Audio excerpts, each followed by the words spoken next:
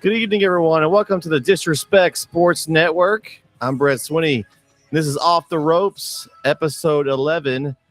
We're going to talk Forbidden Door and Money in the Bank. I'm going to bring in the guys here. We've got Kyle, Matt, Brandon, and Jeremy with us. Welcome, fellas. What's up, guys? I thought it was apropos I lead with Will Ospreay's music after this past weekend, guys. And we'll talk about that. But it was I'd say a pretty good pay-per-view. And we're going to talk about each match. But first, let's talk about the pick'ems. We have a tie at the top with only missing one pick. I don't know if you guys have even knew who won. Kyle and Matt tied at 9. So there was a clip from last episode that and Matt and Kyle went back and forth about that. Kyle was definitely going to pick different than Matt. Like he was going to be different. Do you remember that, fellas? The clip? And Kyle said that he was not going to pick the same as Matt. And Matt said, "Are you going to pick against MJF?" And he said, "Absolutely not." But you and guys ended up picking the same and tying with 9 out of 10. So congratulations there. Good job, Matt. Hey, a brilliant mind in UKO, and I'm glad to be part of that ride. I'd kind of like a recount here. I have myself at 9-1 actually. I have you have 8, Jeremy. You missed Blackpool Combat Club, and also you picked Jericho. Yeah, Jeremy. Okay, you're right. I'm an idiot. How many did I get right? Okay, so Brandon, he's got 7 with an asterisk because we did give him a possible bonus point for picking the partner. So that would put you at 8. You'd be with him a bonus point. Me and Jeremy were. I think there should be 3 bonus points. Let's not stretch it. We'll go 1.5. We'll go 1.5. He's still in second. Yeah, because me and Jeremy had 8. We were in second there. And if Brandon, I was going to give him a point to bring him up here with me and Jeremy. At 3-way tie for last. Okay. Yeah, I mean, we're all at the bottom. We didn't win, so it's okay. Hey, but everyone too, man. And that's still pretty solid. Although we were, on some of those, we were pretty sure about how it was going to go. But we all had a chance to gain one there, and we all picked BCC, and we were all incorrect there. So I think we all thought that was going to be a kind of a toss-up, and then we all ended up going with that. So I guess someone could have slid an extra pick there if we'd have flipped that one. But in a retrospect, when I was stewing over missing that thing, I was thinking, well, they probably got to get the Elite a win since Kenny is probably going to take a loss. So I guess, and Brian got the win. So, I guess the Black. But did he really win? Did he really win though, fellas? Ouch. I don't think that's a win to me. So, let's talk about let's try to kind of go down the card and talk about this one. We have the first one here. We had, although I thought the match order was interesting, and they started with, they announced it right off the top that MJF was going to lead the card. I guess that's where we'll start. It was interesting. I thought it was a very solid match, even though we knew, or 99.9% sure, that MJF was going to win that one. But what did you guys think of it?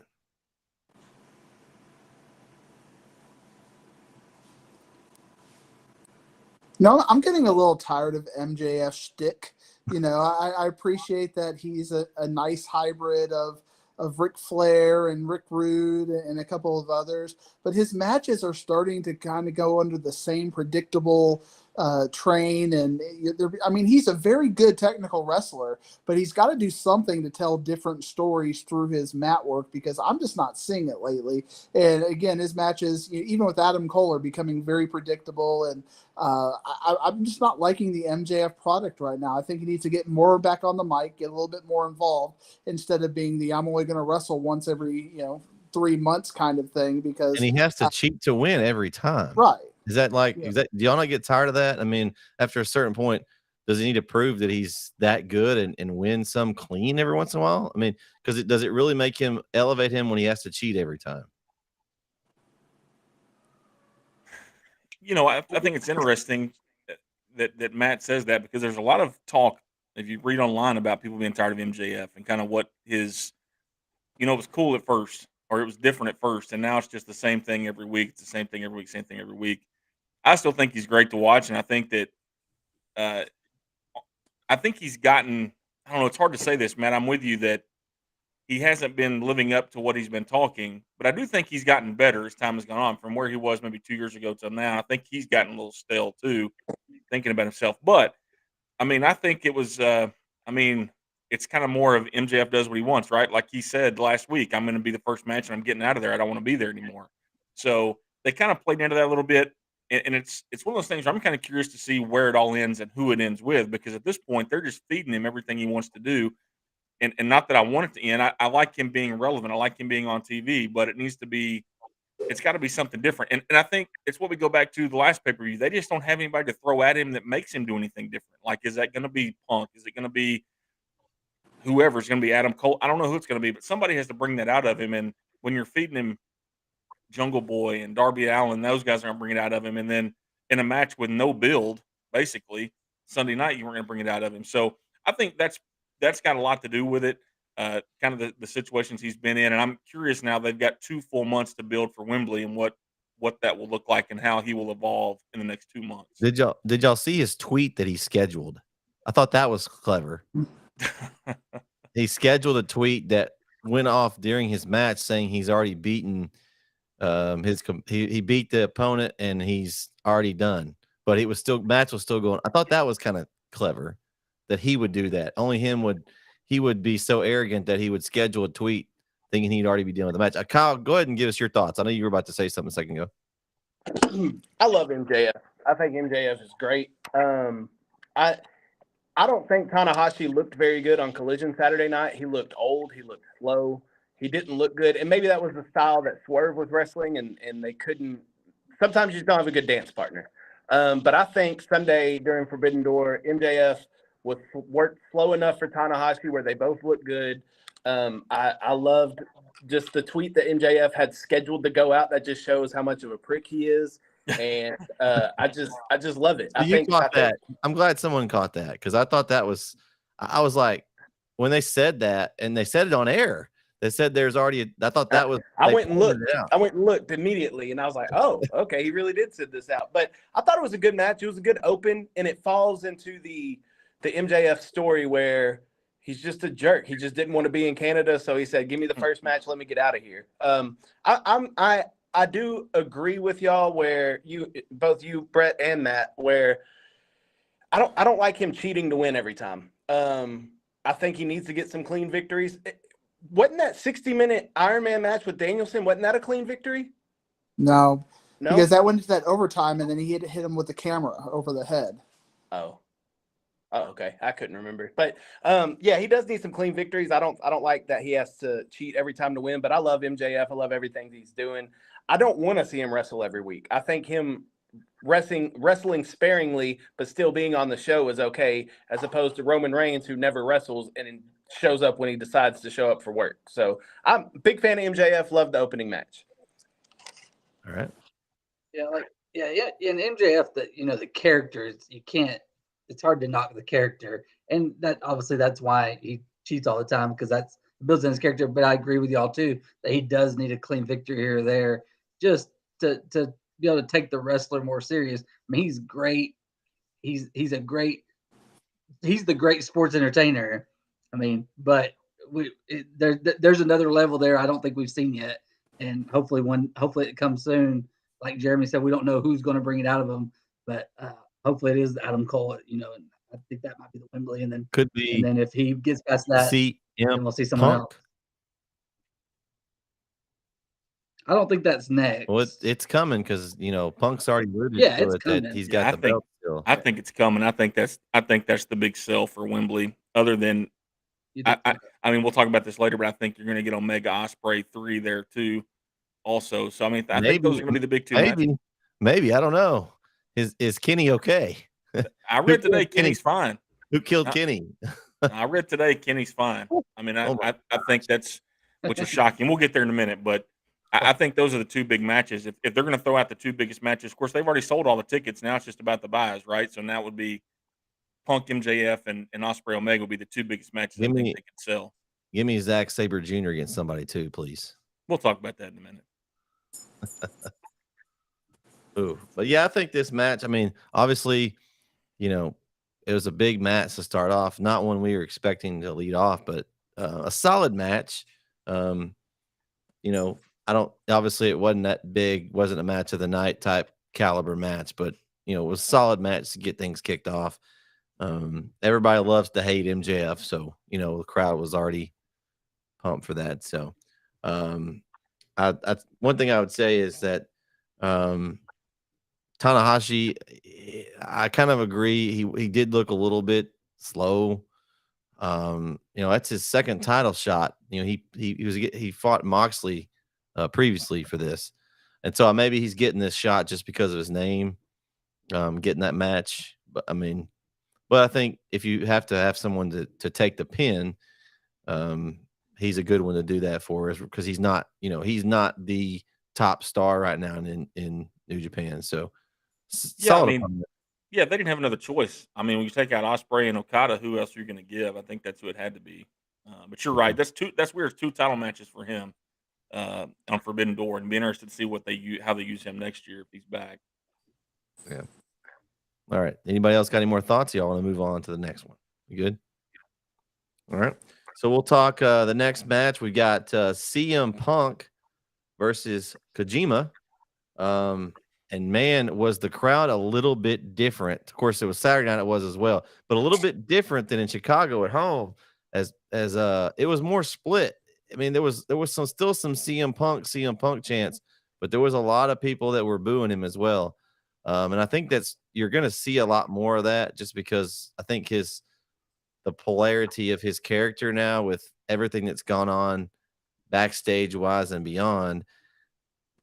How long do they leave him face before they turn him heel? I mean, you keep getting the John Cena split and just let it ride, or at some point, you know, do you full-fledged?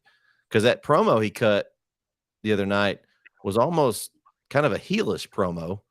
I mean, he's basically like, I'm telling the truth. If you don't like it, then you're soft. I mean, he was taking shots at everybody. But so that's kind of something interesting that came across in this match, and also Collision, since we hadn't talked since then. But I think that's what you're going to see from now on, unless they just full-fledged turn Punk heel, and then he'll just be a Chicago fan favorite, and then everywhere else he'll be booed. You know, one thing I think we can easily see with AEW is that they're very, and maybe too much, and this might be a credit to WWE, and Kyle and I probably wait, can I get a clip of that, Matt? Giving credit to the WWE, but they are very hypersensitive to what the fans, and this is spoiling later on, but I mean, you can see what they already did with Jack Perry, and that was like 1 week of that kind of crowd reaction. So I think with CM Punk, they might vacillate him a little bit, just more because we don't know what we're going to expect, because some of the cities are coming up within Toronto are not necessarily wrestling cities in quotes. So maybe he'll still be cheered there, but your good wrestling cities, he might still be heavily booed. So I think they may take more of a wait and see approach, but AEW doesn't really give, if the tide is turned, like with the Acclaimed and some other things, they quickly go with that. I guess the point is, do you really have to declare him one or the other? I mean, like, there's a lot of guys that we could talk about that are they heel or are they face? And the crowd, I mean, look at WWE, for example. Let's talk about LA Knight, right? Like, how did he come out? He came out as a heel, but the crowd loves him anyway. And I'm not sure there's been a face turn or a heel turn with him since then, but they just kind of let him be. And I think Punk is going to be what he's going to be. And I got to be honest with you, I don't know whether it's face or heel or who he's against or he's not against. I think the crowds are going to be the same. So honestly, I mean, I almost would say play into that a little bit, like leave some ambiguity there as to what he's going to be. And it gives you more options of who you can put in. He's getting the reaction either way, Jeremy, because I mean, it's loud. It's so, I'm with you there. I don't know that you mess with it and just kind of let it see how it plays out. Eventually, depending on who he faces, if they take that shoot and turn it into a work down the line with the Bucks, Kenny Omega at some point, then he's probably going to be the heel in that, just because he's not Kenny Omega in the league. I mean, but for now, I think you just let it ride. And Well, he's getting the reaction. It's better than no reaction. and if he is next for MJF, I mean, naturally he's the face, right? Because is MJF the bigger heel? To some people's eyes, you may see that be where they can turn MJF if they ever want to do that, right? Like, Yeah. I don't know that I would either. I like them both in the role they're in, but I'm just saying you could play into him being kind of on. He's not on the fence. I think after the promo, I think that the promo on Collision 2 weeks ago was to establish him as he wants to be heel. I mean, he even said, "I'm tired of being nice." I'm all these kind of things. So, but man, there's still going to be a lot of people that love him, but just depending on where they go. I mean, you saw that this weekend. Two opposites in 2 weeks of Collision was night and day different.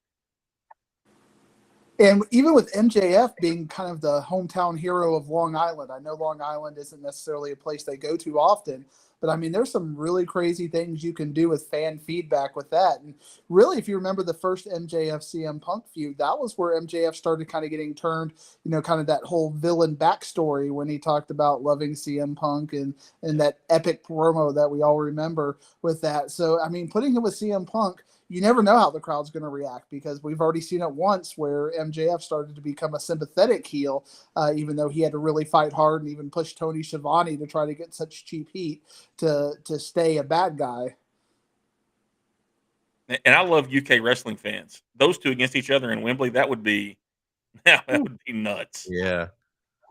Well, they've already it's like a record as far as the tickets and stuff they've been talking about.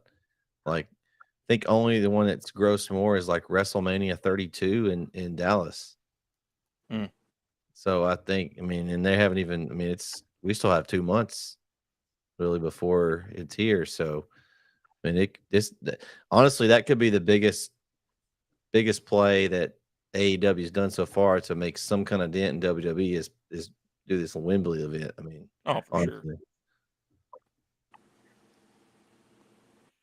Yeah, and sometimes the gray area is not good, but I agree with Jeremy about that. For CM Punk, it probably doesn't matter because you have to force it. Because sometimes, like kind of mentioned earlier, but if you force it, it could be too bad. Like how they used to force Roman to be a face when everybody wanted him to turn heel, and then now they turn heel.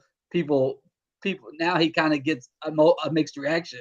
So you don't have to force it, and especially with someone like CM Punk, because no matter what you do with him, he's going to get the mixed reaction. But I think heel Punk's the best Punk. I think we probably would all agree about that. Yeah, exactly. And I think even his partnership with FTR, even right, like I think those guys in kind of a heel role makes them even better too, in my opinion. That's I may be in the minority there, but I'm with you, man. I wouldn't jack with it. I would let him go. I'd let it be. And you never know because, I think of Seth Rollins, and Seth Rollins has been heel technically. He's not fighting heels right now.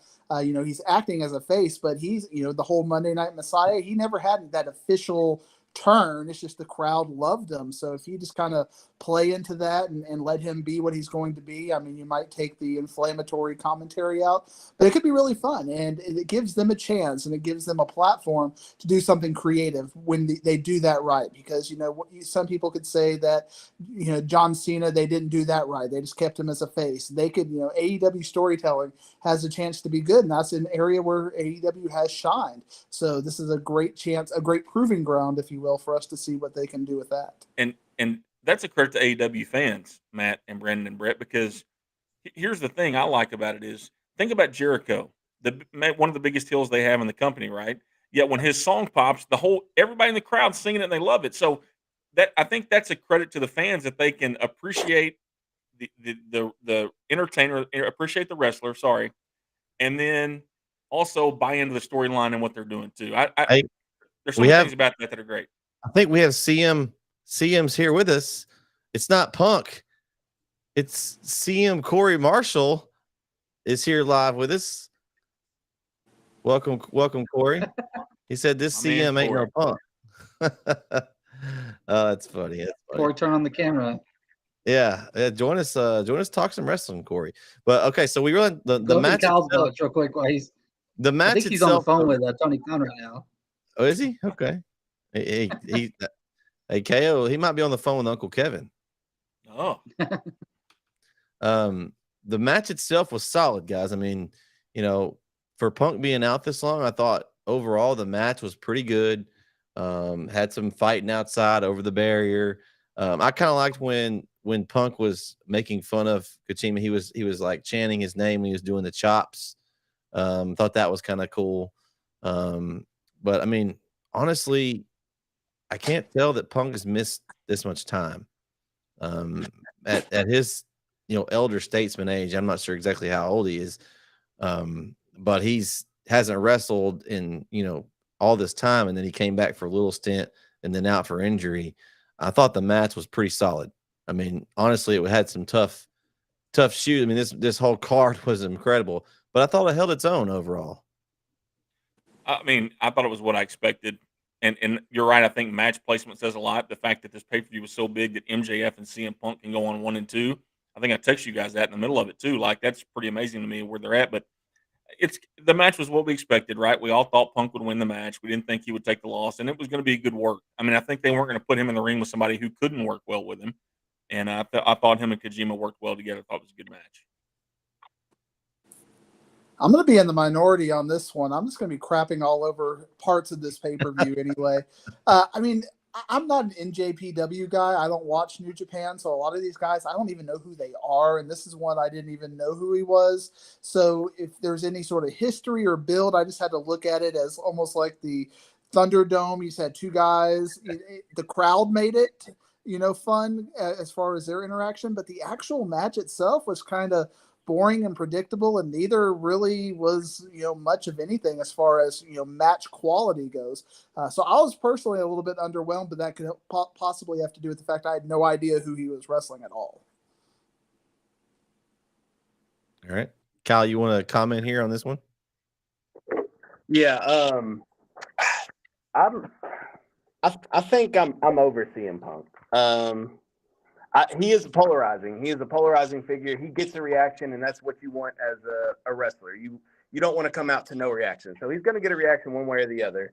I think in Chicago he'll always be babyface. Doesn't matter. He could get away with murder in Chicago.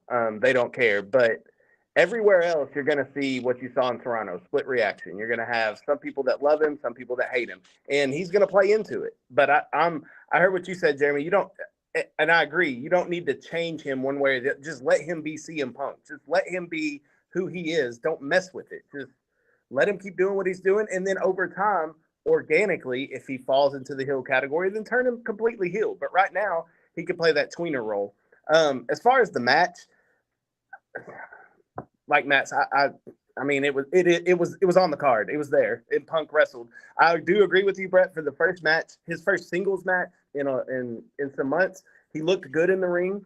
I just don't. He's never been spectacular though. I mean, it was a solid match. I don't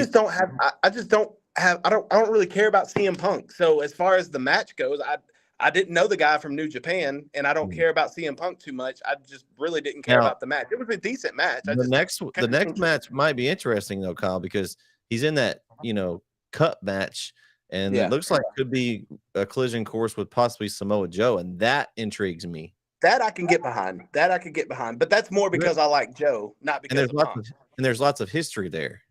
Right. Even back to Ring of Honor. It was a decent match, and I think going forward, once he gets into more feuds, maybe I'll gain more interest. But after the All Out and everything that happened, the fallout from All Out, I'm tired of hearing about CM Punk, honestly. But I mean, with Joe, I'll be interested in that, but it's more so because of Joe. And this is not me hating on CM Punk. I think he's good at what he does. I just personally don't care for him. Well, and I think the point, KO, is in the ring is not what he does. He's a storyteller more than he is a wrestler, right? And that's even in the match, before the match. So I think that's what makes him what he is. I'm with you. Like, I'm intrigued by CM Punk. I like the fact he's able to do that. But as a worker, like, well, in that match, he's not in the upper level. Jeremy, that match was not one of those that had a lot of build as far as storyline goes. So that's why I think it's not as like you said. He sells the storyline. So if he doesn't have a build for a match, that's probably why it's not as interesting. I mean, I thought it was solid, but it was just okay as far as comparison to some of the match on this card. He's not going to be one that can just go out there and do a crazy match and not care about storyline. He needs storyline to go with his wrestling to build him. He sold the crowds what he did, right? Like that was his story for the match. It was never about Kojima. It was about the crowd and the reaction. He bought it. I mean, that to me, that's the greatness of what he does. Is it doesn't really matter what the situation is, he can do that. His type of match is more of a beat down, physical, not technically great match. That's why him and Samoa Joe. I mean, don't take that the wrong way, but that's why him and Joe will be interesting or more interesting because it's going to be one of those physical matches. It's why the dog collar match was so good. It was why he excels in things like when he was in WWE and Money in the Bank and those type of things. So that's his thing. But the crowd and the stories are what he does best. And I'm with you, Kale, a little bit. I love CM Punk still. I like watching him when he's on TV. I'm paying attention. But at what point does everybody become tired of it? Because at this point, it's getting there. Matt talks about MJF getting there, but to me, it's Punk who's going to get there first, which is why I think they almost have to let them go at each other one more time, and it's got to be this summer. And I just want to kind of piggyback on that because I think one thing AEW does that is a little bit off, and I think they've really, I mean, you can even see it in Collision that they've forced it the last couple of weeks. They're giving Punk these 30 and 40-minute matches, or these time windows instead of just letting him go out there for maybe 8 to 10, have that hard-hitting match, and it's just getting too drawn out. So I'd like to see him get kind of to these 8 to 12-minute matches. I think that's his sweet spot, and he might not be so overextended after that. And I think that's why Ricky Starks didn't match up with him and FTR the other night, right? Like, to me, FTR is the same way, and Ricky Starks is not to me. Ricky Starks, to me, is more can get in the match and go for 15, 20 minutes. And I think that's what's interesting about Punk being back this time. And you're right, Matt. They're giving him almost too much time in the ring. Give him a microphone, that's great. But don't put him in the ring for 20 minutes, please. I mean, you could almost have him come out like MJF does and just cut a promo, talk some noise to somebody and not wrestle every week. And I would be okay with that too. Because that's what's gonna build a storyline more than having, I'm gonna wrestle this guy because I don't like his tag team partner and getting these back and forth. Those kind of story builds. He can just do it on the microphone. Let him do that. That's what he does. Yeah. That's why people watch him, not for his crazy wrestling. He does a fine job in the ring. He's solid, but that's not what's made him millions of dollars. It's the microphone. So let him do that more and wrestle less, in my opinion.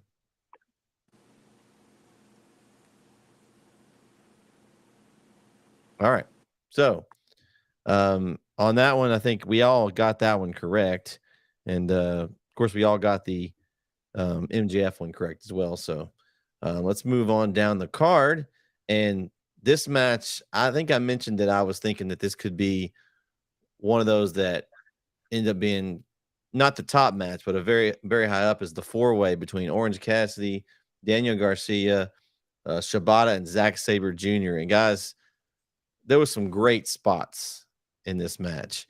Orange Cassidy retains. We all had Orange Cassidy. We all kind of figured. We did the math here. 3 had a belt. Garcia wasn't winning. He was taking the pin.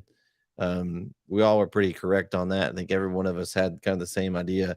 But, man, just the reaction, Orange Cassidy and Zack Sabre Jr. one-on-one to me would be fantastic. He's so aerial and so just does these crazy stuff. And then with Orange Cassidy, he's kind of comedy / he does crazy stuff too.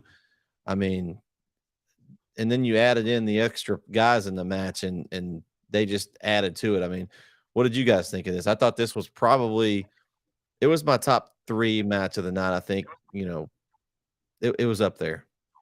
I mean, it was a good match. I texted you guys during the middle of this and asked you, could Zack Sabre be a superstar in American wrestling? And I said that because I think in the ring, the dude's really good, right? I just worry about what would keep me from wanting to follow Zack Sabre Jr. now going forward would be the fact that there was no, what we were talking about with CM Punk that makes you want to follow CM Punk is the way he talks and the way he carries himself, the way he does things. And Sabre Jr. doesn't have that to me. He's a great worker. But think about Orange Cassidy. Is he a better worker than Orange Cassidy in the ring? Maybe. But we like Orange Cassidy because of all the other stuff that goes with him. And I think that's where he struggles, is being able to pull the crowd in. The New Japan and the I don't want to say indie like it's a bad thing, but the indie scene, the New Japan scene, you can get people follow you there and love you there because of what you do as a worker. And that's just he's great at it. I thought it was a solid match. I thought Shibata, I didn't know who Shibata was before last week. I love the guy now. I think he's fun to watch. And Daniel Garcia played the role that he had to play very well too. I thought it was a good match. I don't know if it was top 3 for me, but I love Orange Cassidy. I'm surprised he wasn't first. Right, that's the AEW trend to put him on first. But I thought it was a good match. But I think I'm with you. He was until MJF pulled the MJF card, Jeremy. Okay, maybe so. And Jericho will tell you second's the worst, so they didn't want to give Orange Cassidy second. They gave it to Punk. I don't know, but anyway, I thought it was a very good match. One of the better ones. You're right. I don't know, like I said, I don't know if it was top 3, but all 4 of those guys did a great job. I thought of doing their job in that match. Well, Jeremy, also with Punk around, will Orange Cassidy lead as many shows? Because it seems like they like to have Punk come out first too, so to get that crowd going. So they may alternate. I guess Punk will lead off Collision and Orange will lead off Dynamite, and then they'll flip a coin who leads off Rampage. Yeah. But no, I thought it was a really good match. I love the way it started. It was just like, I mean, it had you not wrestling wise, but just like, oh, this is like, I'm into it because the way Orange started, he did his little soft kicks to all 3 of them. Then they like played Ring Around the Rosie with them and did all these sorts of things. And then it's like, okay, like this is gonna be. Same with. I'd have to think if it was top 3 because I know what my top 2 is, and then I think there's a couple others. No, yeah, it wasn't top 3 in my eyes, but it was a fun match. And I could watch Orange Cassidy. I mean, because just last year we were watching Orange Cassidy and Will Ospreay, and that was probably the match of the night then.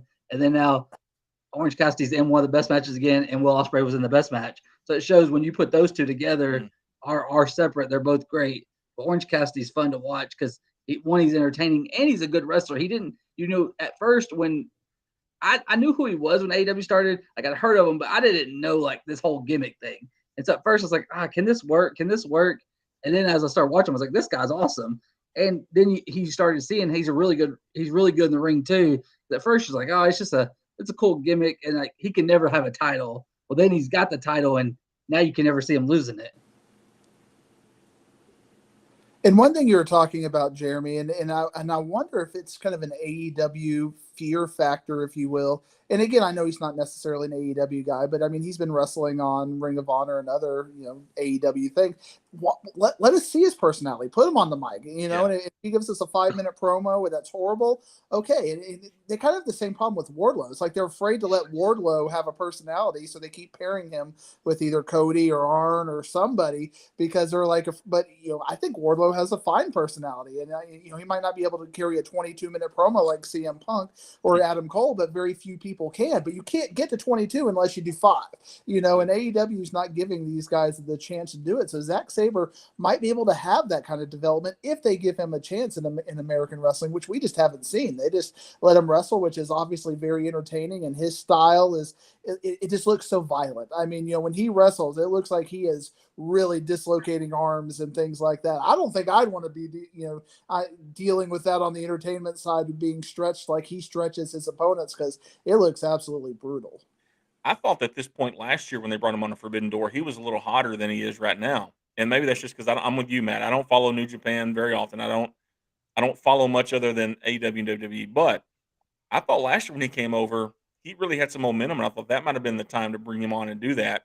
And I don't know if you can do it now or not. But I just think I'm with you. I think working wise, he'd be fine. But if they're going to do it, they're going to have to give him a chance because I don't know, man. Like as much as I want to say, yeah, he could be a great one, I just don't know if he could yet because you're right, they haven't given him a chance to yet.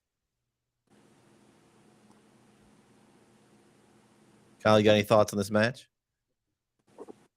It was a good match. I enjoyed it. Love Orange Cassidy. I wasn't very familiar with Zack Sabre Jr. He impressed the hell out of me on Sunday. I'm not a big fan of the joint manipulation wrestlers like Shayna Baszler and Pete Dunne. I'm not a huge fan of them because it hurts me to watch them. You mean Butch? Just kidding. It hurts me to watch them twist and contort these arms, and it it's uncomfortable for me to watch, but that's nothing. That's not to take anything away from. He's fantastic at what he does. It's just not my style. I'm just not a fan of it. But I do think he's fantastic in the ring. I'm with you, Brett. I think I heard you say an Orange Cassidy and Zack Sabre Jr. one-on-one. I would take my money. That would be a fantastic match. I think it was the right outcome. Daniel Garcia was going to take the pin from the start. I like Daniel Garcia. I think I like the way he wrestles. I like Daniel Garcia. I don't know much about the other guy. The sports entertainer had to take the pin, right? Yeah, he had to. I think that it was the right outcome. Orange is going to lose that title at some point. I don't know to who, because I thought he was going to lose it these past couple of times. I'm not sure who he's going to lose it to, but he will lose it soon. But big fan of Orange Cassidy, and I thought it was a great four-way match. Everybody got their stuff in, and it all looked good. You're losing that 60-man World War III Royal Rumble triple ring match at Wembley. That involves aliens. Yeah. And an alien will take it. That Leonard's going to take it? Oh, wow. See, you went there. Oh. That's his best friend. Literally. Yeah. Okay. Yeah, I thought the next match, guys, we're probably going to talk more about the after of the match than the actual match. I mean, it was solid. You got Sonata versus Jungle Boy. Jack Perry. I guess he's no longer Jungle Boy. I don't know that for sure, but pretty sure they won't be doing the whoa. I guess that's probably done for. That whole crew is either gone or now heel. But I think we talked about this, and Jeremy specifically was getting bored with the character. I think we all kind of had, what is Jungle Boy now? Is this you put him in these title matches? This was back-to-back title matches basically for him. Did he deserve those title matches? He really hadn't done anything to deserve them. He's been hanging out with Hook, and he dismantled Hook after the match. And my favorite thing about this was Taz's reaction, guys. He was on commentary, and he really sold that he was pissed off, basically, that he had just attacked his son on air. I mean, that was not that we were surprised. I kept waiting on it to happen. I was like, well, maybe they're not going to do it tonight. And then they finally got up halfway up the ramp, and it happened. So anybody else got any thoughts on this whole match / turn here? Well, it made sense why they gave him the match now, to see what happened, right? Like they used it as I thought it was not odd, but after the fact thing, okay, they used it to, one of the few things they used to move forward an AEW storyline on this pay-per-view was this. I told you on the show last week, like, you have to do something with the guy. Like, you can't take him serious. And now my concern is, if you turn him heel and you're doing this, are you doing it just to bury him against Hook? Or are you going to finally, are you going to take down Hook a notch? Who I think Hook gets a lot of love, and Hook's a guy that everybody wants to see more of, right? So now my concern is who's gonna look bad in this thing, because somebody's got to win and somebody's got to lose in the deal, and I think it's more detrimental to take Hook down than it is to take Jack Perry down. I mean, even though the guy just came off a world championship match, who has the bigger future of AEW? You would think it would be Hook, in my opinion. And you guys may disagree, but it's good for him to turn him heel finally. Now there'll be some interest in what he does. The stupid song will be gone now, and maybe the stupid boots and the trunks will be gone. But I didn't know this was coming. I didn't really think it was coming this soon. But when I said it last week, I guess they heard me. TK was listening, but it made sense then. The match, he didn't belong in the same ring as Sonata. I didn't think. I thought Sonata was better, but now you kind of know why he was there. You had so much to say, Jeremy, and I just disagree with almost all of it. So I don't know where to get my steel chair out. You're becoming the new KO here. I mean, KO and I are the top of the heap, and you're begging for one more win in the pre-cut when we're talking about who's winning. But what has Hook done to make you think this is a star? I mean, he's Taz's kid. I mean, it's like, do you think Brock Anderson is a future superstar? Arn Anderson's kid. I mean, what has Hook done? He doesn't even talk. I mean, he's just, he sits out there, looks like Gothic Sting at 19 or something, and You know, he looks like he's 5'8" and 180 and can do a couple of suplexes. What about that to you just screams this is a future star? The fact that think about the crowd reaction he gets, and he doesn't talk, and he hasn't done any of that yet. If you're going to look at those two and tell me which of the two has the star potential, you want to tell me honestly you think it's Jack Perry? I think the way they've developed it, absolutely. I mean, No. I think that okay, could Hook go to WWE and do anything other than NXT job? But neither could Jack Perry. Jungle Boy, yeah. Neither could Jack Perry. And that's the thing, like, that's the great thing about AEW is those guys have a spot and they have a role. I think if you were to poll AEW fans, they would rather watch Hook than watch Jack Perry. That's my opinion. Well, Diggs, hey, real quick. So not the last AEW thing went to, but last May, who was the second most over? First most over person at the AEW event was Acclaimed, right? Right. Who was second? The second loudest pop of the night was Hook. Because Tony Khan came out the ramp. It was like not even during the actual. It wasn't even during Rampage. It was like during just the dark part. And Tony Khan came out there and said "send," and the whole crowd went nuts. And that was a year and a half ago now. But I think he's only gained. I mean, he's the same character, but now he's by himself. Well, I mean, he's with Jungle Boy, but he's not with Taz and them anymore, or like the group that they were with Brian Cage and all them.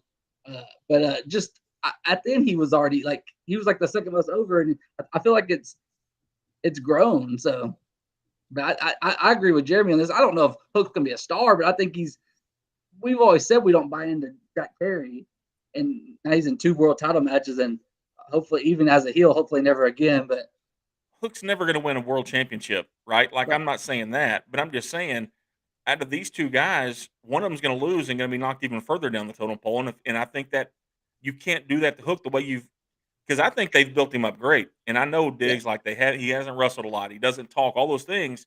But in the way they've done it, he's kind of become like a guy that people want. I mean, even this past December when we were all there in Garland, I thought that he was still pretty over when he came out. I mean, without doing anything.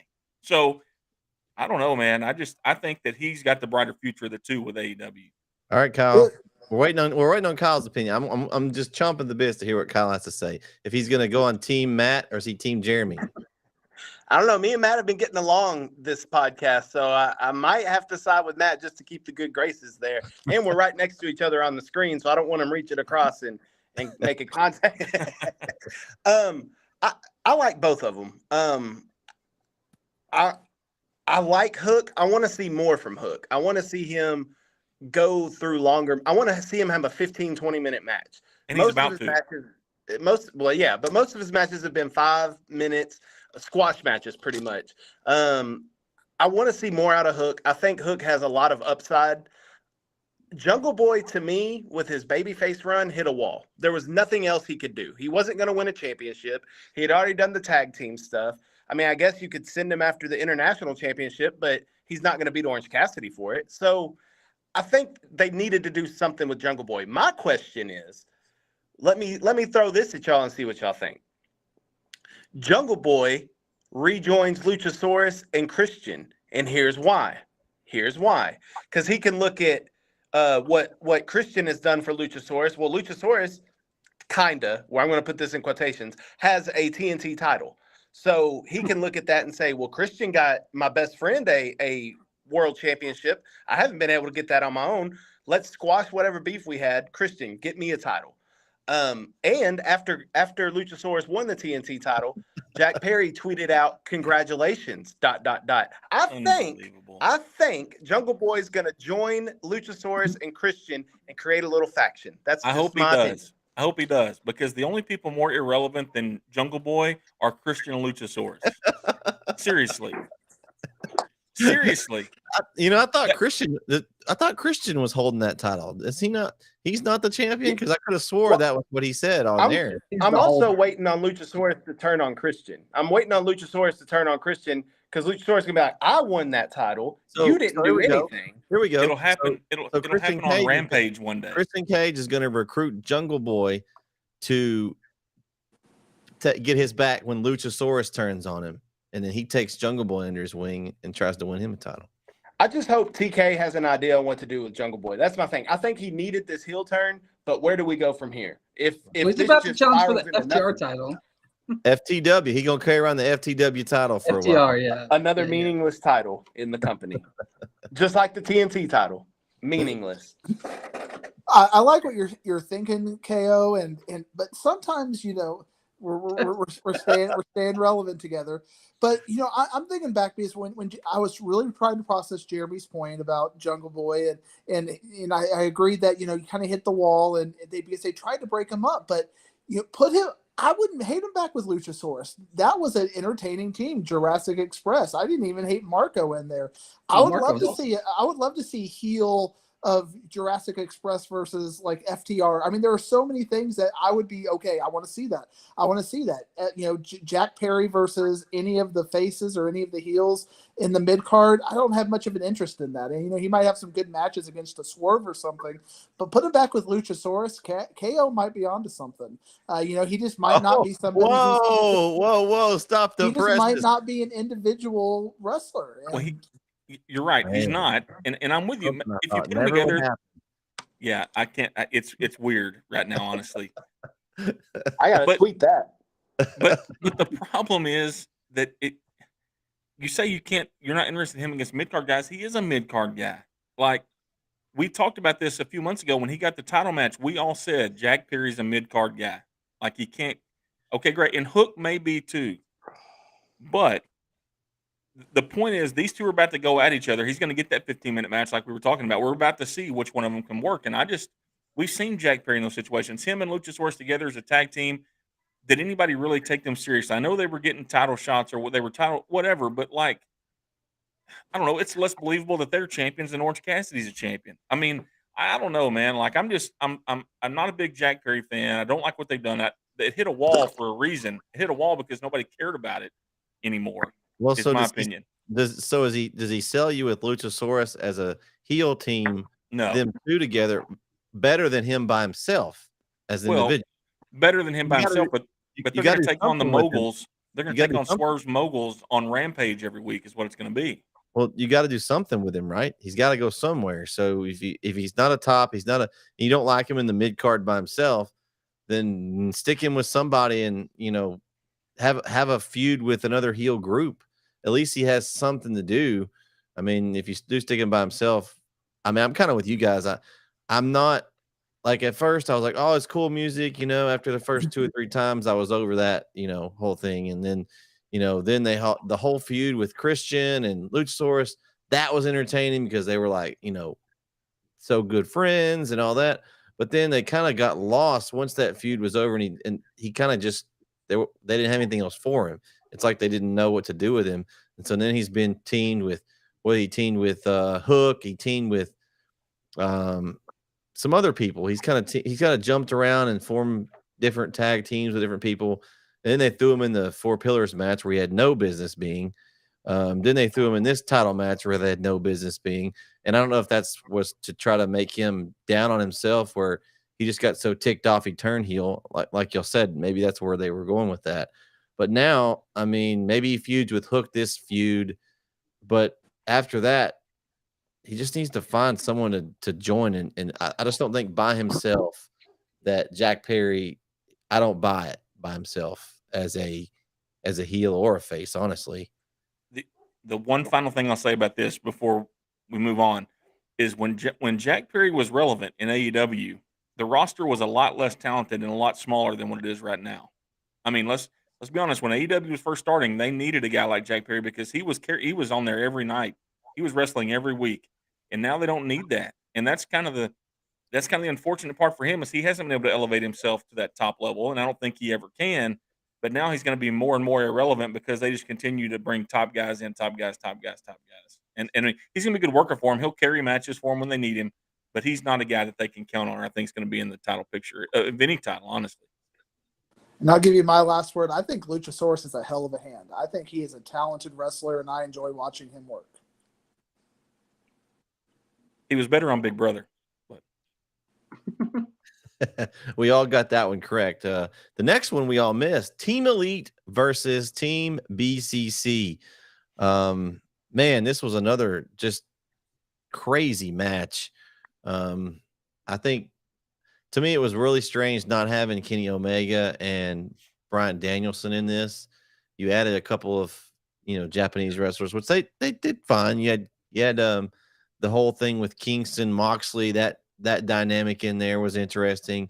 But then you had Kingston, wanted to kill the Elite too. I mean that whole thing was interesting. But long story short, Team Elite got the win, even though they were arguing at the end. Thought Kingston was going to drop their deck the Elite on the way out. But solid match, guys. I think this one could have been where I said top 3 earlier with the 4-way. This one was right there with that one. I just enjoyed the interaction of the 4-way a little better than this. If this would have been a blood and guts match or something more than just this 10-man tag, I thought that was kind of I don't know, I said an easy way out of this match. I wanted something stipulation, some kind of let them brawl around the arena match, let them fight in the concession stand. Give me something crazy for this 10-man. Was it Anarchy in the Arena? Something cool. The 10-man tag for me kind of just, I was okay with it. But overall, it was a really good match. I enjoyed it. It was entertaining. That's what that would have put it over the top for me, is giving it some kind of extra stipulation. Remember last year in this match, it was for who would have the advantage in blood and guts. And this is what they were wrestling for at that point, which we're going to get that, I think, pretty soon, too. I thought a couple things interesting after the match. Kingston and the Elite going at it, obviously, but also the announcers even made a point to mention that Takeshita was not with them in the group after the match, that he was kind of walking away on his own. The lack of Don Callis in the match, all those things are interesting to me. And what does it mean for Takeshita? Is he going to be back? Is he in the Blackpool Combat Club, or is he not? Or what is that status? And then my man Ishii, that dude looks like a tank, and he acts like a tank. I could watch that guy all the time. He's not even a great worker. Well, he may be a great worker, whatever. I don't even care if he's a great worker or not. I just want to watch him, because anybody built like a freaking pit bull that can do like that is pretty crazy to me. Ishii is my favorite Japanese wrestler of all time. Put it on the record. I don't care. And I disagree with you a little bit, Brett, just because of the idea that even though they didn't have that stuff, they told multiple stories as part of this match. I mean, just thinking of Eddie, and I hate how out of shape Eddie looks. I mean, he looks horrible. Like, why are you even taking this seriously?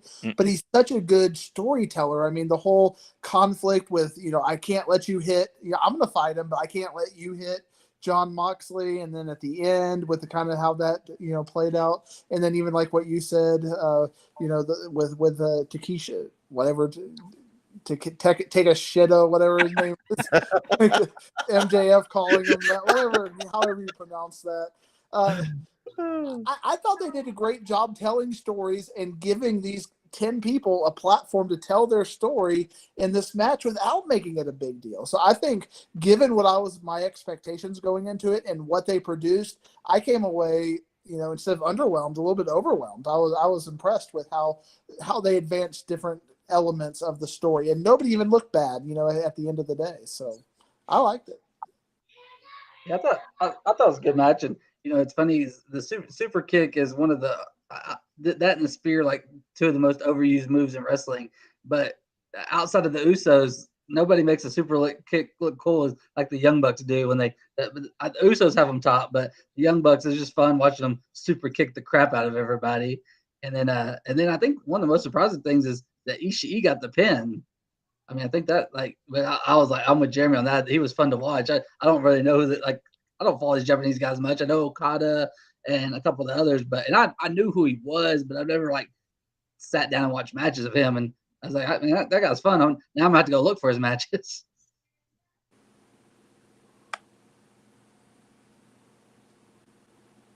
Here comes Kyle. Oh, it's not me now. Yeah, go ahead, Kyle.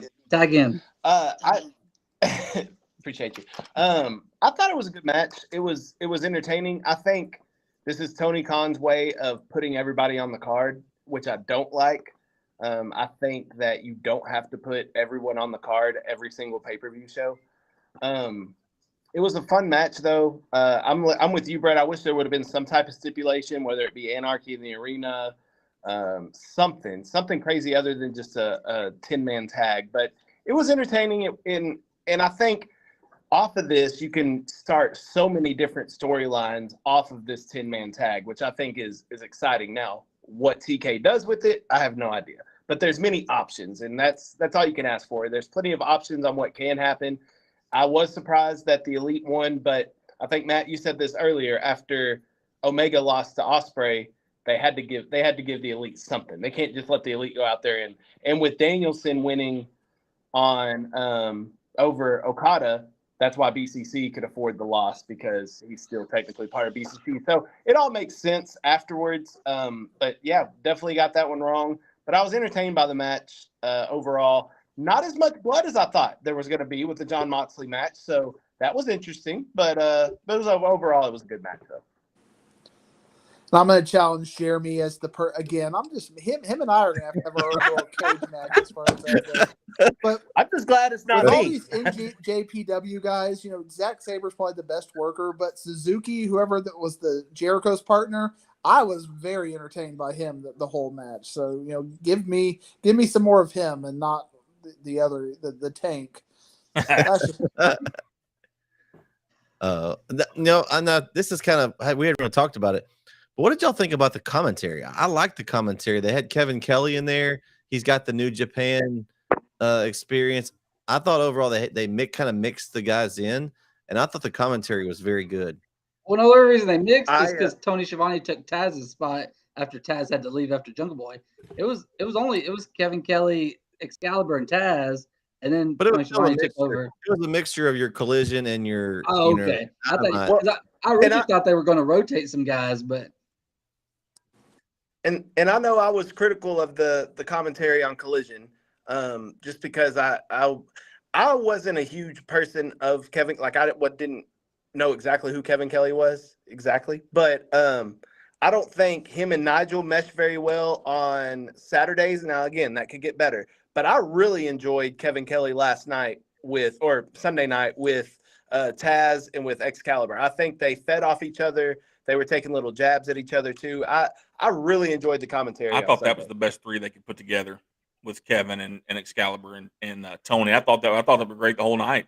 I mean, once Taz, I thought they were good when Taz was there. I mean, I'm maybe one of the few. I like Taz on commentary. I mean, he's not, but Excalibur has proven that he can work with anybody. I mean, he is able to work with Jim Ross, and not Jim Ross of 15, 20 years ago, but Jim Ross of 2023. So. I thought the group was good. I really like Kevin Kelly. Now, the more that I've heard him now in the last couple of weeks, I'm a huge fan of what he does. Yeah, I agree, and I like how and maybe this is by design or maybe not, but he kind of likes to poke the bear a little bit. Like he'll bring up some WWE stuff. Is he allowed to do that? Is he allowed to talk about that? It's almost like he takes delight in mentioning the crowd reactions. Like, well, maybe we're not supposed to talk about this, but we're going to talk about this a little bit. So when he's doing that, I enjoy him, and I think Nigel needs to still. I like Nigel in NXT. I thought he was completely underused there. So if they can get him comfortable and kind of understanding the storylines and telling that, they could have gold there at Collision. But again, 2 weeks into it, I mean, it's like Mike Adamle. You put him on Raw or something, it's horrible kind of a thing. I don't think we're at that level with this, but you got to give these people time to develop. You just can't expect perfection, and we as a ADHD world, we want instant gratification when it comes to this kind of stuff. And I didn't even know who Excalibur was, starting AEW. Well, I was going to say, because I was going to say too, Matt, whenever they announced the commentary team, I was like, oh, JR and Tony Schiavone. Oh, this is Excalibur guy. He was kind of the third add-in, but he's actually become like the lead guy. Like he's the main guy they use, and his voice is incredibly great. Like, he does a great job. And so I think that, to me, that's how I kind of saw it when the AEW first started. It's like you have those two big names, and you threw Excalibur in there, and it's like, they knew how good he was. They put him with two legends, and now they've kind of let him blossom into his own. And I'd say he's the best commentator overall that they have. Yeah, I mean, he's the voice of the promotion for sure, right? I mean, even even though I still think Tony does good work, but it's Excalibur's voice that runs the show, in my opinion. All right, next match we got Tony Storm, Willow Nightingale, for the AEW World Championship.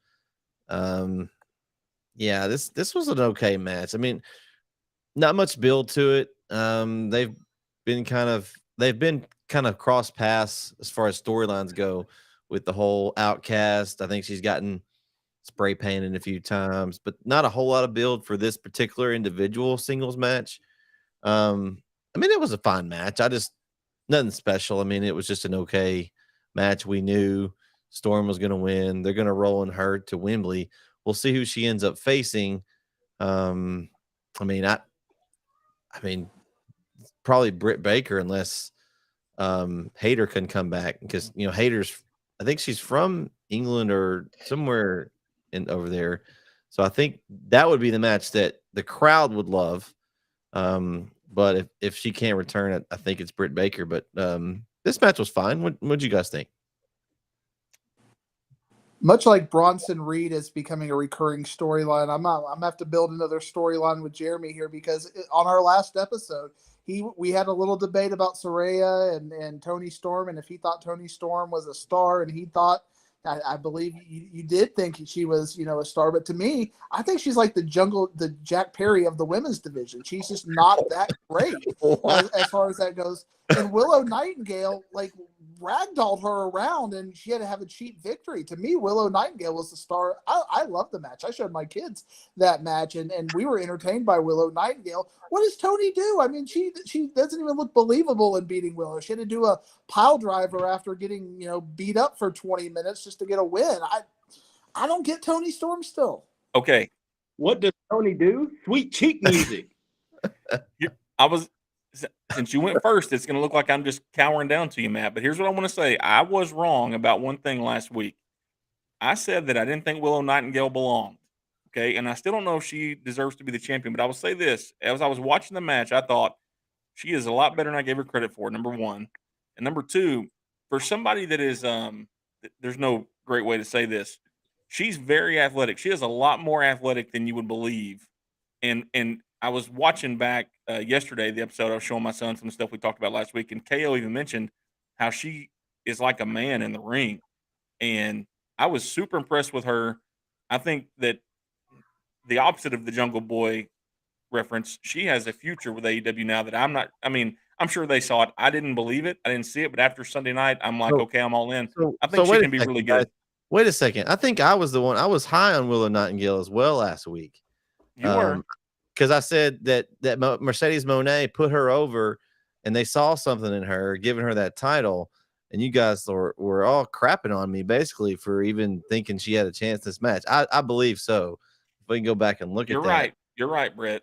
You're right. We were on you about it. Maybe KO was trying to shake his head that he wasn't, but he kind of was. Said she was a mid-carder. If I remember correctly, you guys said she was a mid-carder. That was nothing else. Time out.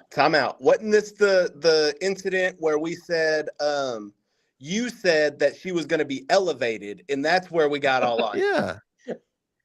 Yeah, that's we never said that she wasn't good, and that's not why we were getting on you. We were talking about being elevated. And if you listen to what Matt just said, you can't elevate somebody if they go against somebody who's not very good. I love Toni Storm. I think she's great, but I also like Bronson Reed, so me and Matt are never going to agree on that. But I don't think Willow's elevated because of it. I think Willow's very good in the ring. She's very good at what she does, but I don't think she's elevated because of this match. Someone referred to her as a mid-carder, I believe. She is. She can hold mid-card. She can hold mid-card or Japan titles. That's I don't know, man. I'm not completely Team Brett at this point, but I'm closer to Team Brett than I was a week ago. Right? Like I thought she was really good Sunday night. Like right, but Matt Diggs said that Toni Storm's like the worst champion we've ever had. He basically said Toni Storm's a mid-card champion too, and so yes.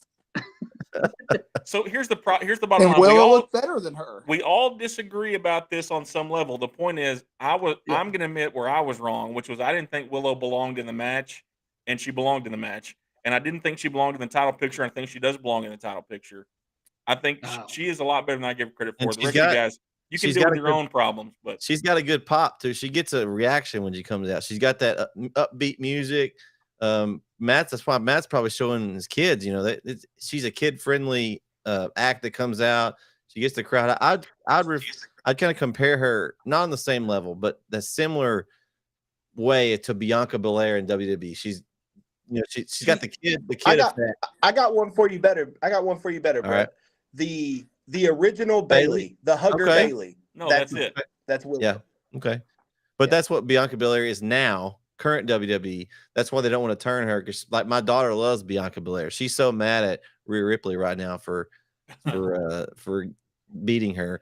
And so that's the kind of audience that she's hitting. So, you know, there's something there, I think.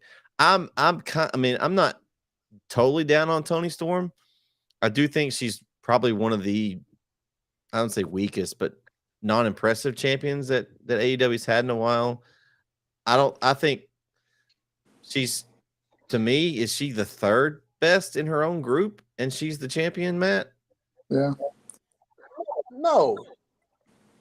Saraya is worse than Toni. I would take Toni over Saraya every day. I'd take Toni over Ruby Soho. No. Yeah, Toni's the best. I would take Ruby. The best. I would go Ruby. Ruby can go in the ring. Ruby, Toni, Saraya, as far as like, she's there because she's a big star. Like you see her and you see star. She can talk. She's got that. She may not be able to go as well in the ring, but as far as star quality, you know, we just talked about CM Punk. That's not what sells her. It's her character. And Matt's shaking his head. That's kind of what you think, Matt, as well. Yeah, I mean, absolutely. And I actually just finished All Access from, May. I was just finally watching that, and they were replaying the her and Ty Conti's feud, and some of that stuff was just fantastic. And you will not see Toni Storm put on a match like that. And Ruby Soho generates that kind of counterculture anger, and she can go. So, I mean, in that group, Ruby Soho is way better than Toni, and maybe Toni can do that, and they just haven't let her. But I haven't seen a Toni Storm match where I just look at that and go, wow, she's a good wrestler, or wow, she's even got potential to be a good wrestler. She's just kind of a pretty face who they've kind of put a rocket on her, and where does it go? I just don't see it with her. Yeah. It's definitely controversial. We'll see how it goes over the next couple of months and who gets that next shot. It'll be interesting to see that. But the next match, I'm excited to talk about this next match. Match of the card, match of the year, match of what I've ever seen in my entire life, maybe. I mean, Kenny Omega, Will Ospreay. And it's like, who killed Kenny? Thankfully, he's okay, but that was the ugliest Tiger Driver 97 or 91 or whatever I guess it's not. It depends on their birth year. I've kind of figured that out. So whatever year they're born is what they use. I think it's 91. But man, was that nasty. When I sent that back to you guys and y'all watched it, I mean, did your stomach just kind of curl up like mine did? It was nasty when it happened. I remember when it happened live, I thought, oh my gosh, like he might, especially with injury history, like the guy might be dead. I hate to even go first here and let Diggs tear me apart for this, but I texted you guys, and when I said this, I can't think of a match in my life that I thought was better than that I watched. I mean, truthfully, recency bias is a factor, right? But I think that I thought Ospreay and Cassidy last year was a great match, and while I like Kenny Omega, I think the guy's great, but I'm not a super Kenny Omega fan necessarily, but I think he's, Sunday was phenomenal on both ends, and I think Ospreay is the guy that if I'm, we kind of joked about the tweet WWE wanted to make him Dom's assistant, but the dude's about to make a bunch of money whenever he's available, because he can carry any company that he wants to. And I just the best match in AEW history, right? In the short history. I can't think of one better. I was blown away by it the entire time watching it, and when it was over, you just kind of sat back and like, holy crap, like that needed to be last. I was just Obviously- waiting for like the next spot, Jeremy. It's like that they're gonna top that. Oh my gosh, it's just kind of like one after the other.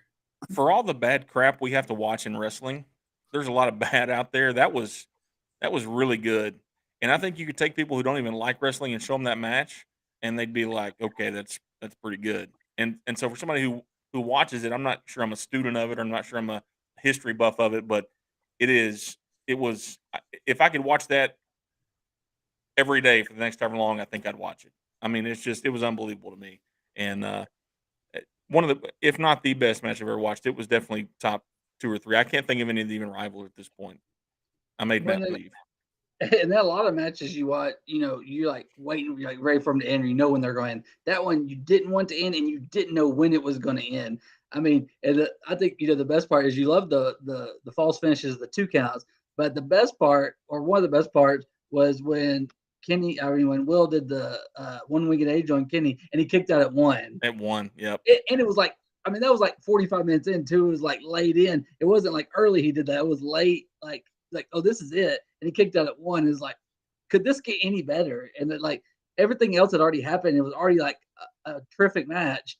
And then that happened, and then they just kept going. I mean, there were still more kickouts after that. And it was just one of those things like you didn't know when it was going to end, because every time you thought it was going to end, it kept going.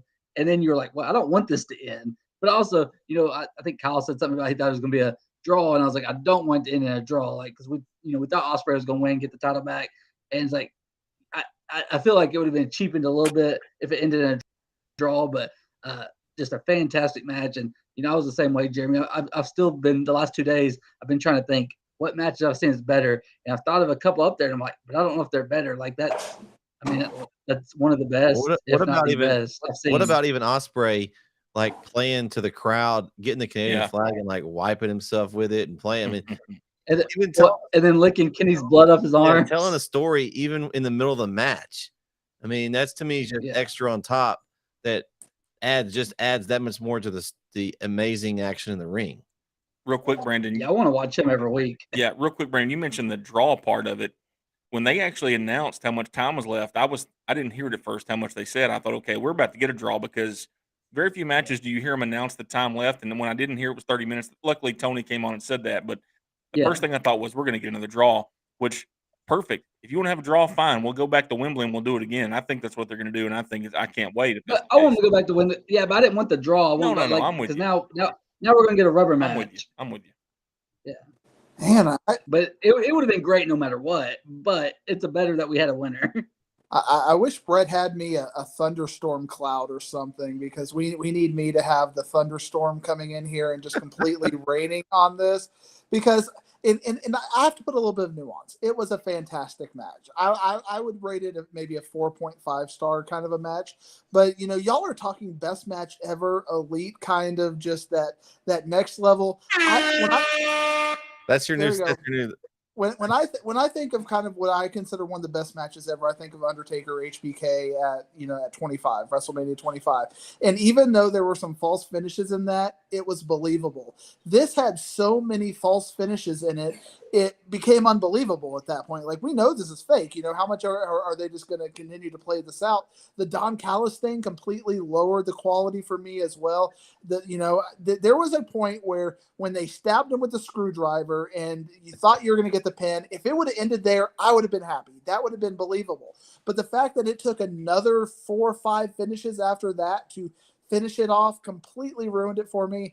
The whole lack of ideas with Don Callis being brought back out after he was kicked out lowered it a level with me. There's just elements of it I did not like, while completely understanding this was a fantastic match that told multiple stories within the match, but it was too much. I agree with you, Matt. That's what I was going to bring up, is the Don Callis effect really aggravated me, because I think this was a 10 out of 5 stars. Like, it was, I loved the match. I don't like the fact that Callis got ejected from ringside. So basically now anybody gets kicked out of ringside, you can just come back and they said something about he would get fined, but Who cares, right? Who cares? What's the point in kicking somebody out of ringside if they could just come back like that? I'm with you on that, Matt. That's if there's one thing that I did not like about this match, it's Don Callis being For sure. involved. Now I get it with the whole Ospreay and Omega and Don. I get it, but if he gets kicked out of ringside, in my mind, he's done. Like that's Callis is out of this.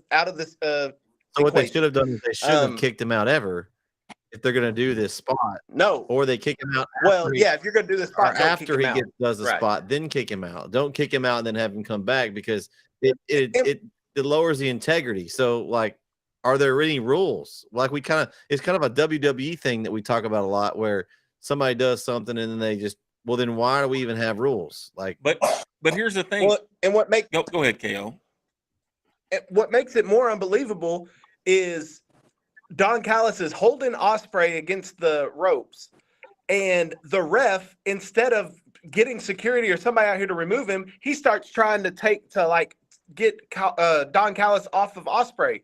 Well, at that point, if you're having to do all that to keep somebody out of the match, kick their ass out. Like, what are you doing? Like, why? What are we doing here? Like, that made no sense to me, and it took away from the match. Well, here's the thing. I don't know if it took away from the match. It was unnecessary, right? Because ultimately, thankfully, Matt wanted this, but fortunately, it didn't affect the match. Like, it didn't have an impact on the outcome, right? Like, it happened. You get the near fall, he kicks out, and we move on. So even though Callis, that's the part about it I don't get. Why bring him back to do what he did and it not have an impact on the finish, right? Like, to me, that's the part. Okay, why'd you do it in the first place? The second thing is, I'm with you. Like, there's got to be some kind of clarification on what the rules are. Like, to me, if you get kicked, I mean, I'm a coach, right? If I get kicked out of the basketball game and I come back, they're going to stop the game. Something's going to happen. Something's going to happen. Yeah, you can just come back and sit in the stands, Jeremy. That's the way. And coach from the I'm just going to tell you, we're going to try it in this basketball season. We're going to find out how it goes. I'll let you know. You'll see it on the Tyler Paper front page, I'm sure. Well, I hope you don't let get me know what game it is so I can come to it. Well, it happened at Forbidden Door, so yeah. So, but the point is, it was pointless, but I don't know if it took away from it because it didn't have an impact on the outcome. I think it was just eyewash, and I don't. To me, there was no reason in doing it, but it didn't take away from it, in my opinion. If that makes Well, it sense. shows how great the match is if that's what we're nitpicking. Sure. but what do you nitpick about Undertaker, Shawn Michaels? I mean, you don't. I mean, it was just, it just stood alone. It was beautiful. Yeah. And you don't have to go back and go, well, what about this or what about that? Or they did a tombstone off the top rope through a table and he kicked out at one. Or, you don't have these kinds of crazy things like you had with this match that are just completely unbelievable at the point that they continue to happen. So I think at some point when you stab somebody in the head with a screwdriver and then you hit a super finisher on them, that's the end of the match right there. We don't need to, continue on after that. Well, the ref was distracted a little bit. It took him too long to get over. That was kind of the part they sold. Like, it took him a little bit to get over there. So then he'd already counted 3, technically should have already been counted, and then they had him count. They use that little trick there sometimes to sell that they would have been pinned, except for the ref didn't get over in time to count correctly. So that happened. Why did we only have AEW officials, by the way? Just out of curiosity. No, we had a couple. There was Japan Yeah, officials, we had a couple of Japan ones. But not in the red suit. not in the spots. Like, I mean, either way. Okay, maybe there were. I wasn't paying that much attention to it. But when it mattered, they weren't. Right. well, if like the Sonata Jungle Boy match, they had a Japanese official because that was for. Well, they announced the rules. Like, if it was a NWJP title or whatever, IWGP, whatever it is. They announced it and said that they would go by their rules, and that's when they had the. Yeah, like so this match, they probably should have had a. Right. Yeah, you had Paul Turner in there. Yeah. Yeah. Should have been Aubrey Edwards at least. Why didn't she get a match on the card? I don't know. She's too busy dealing wrestling with Karen Jarrett because she, But- hit her or something. But Matt, I'll say this: Undertaker We're HBK would be up there. I mean, truthfully, like the more when you mention that, I think, okay, Undertaker HBK. Even give me Triple H and Undertaker. I mean, there's some matches at WrestleMania moments that we could put up there. Flair and Michaels, whatever. The point is, like I said, recency bias is a factor here for sure. I think Brandon mentioned that we were texting back and forth about it, but there aren't many better. There may be some in that class, but there aren't many better.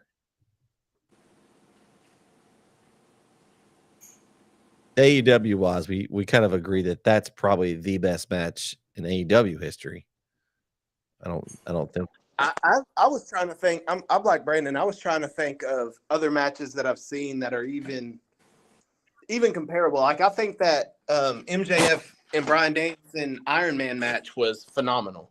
I think the FTR and Briscoe's matches, the trio of those matches that they had were fantastic. But just overall, the story that went into this Omega Ospreay match, with Ospreay doing the same thing Omega did to him at the Tokyo Dome, like that type of storytelling. I think Ospreay, for my money, best wrestler in the world. I would take him over Danielson or anybody. I love Will Ospreay. I think he is absolutely. He did a freaking backflip off the dude's chest.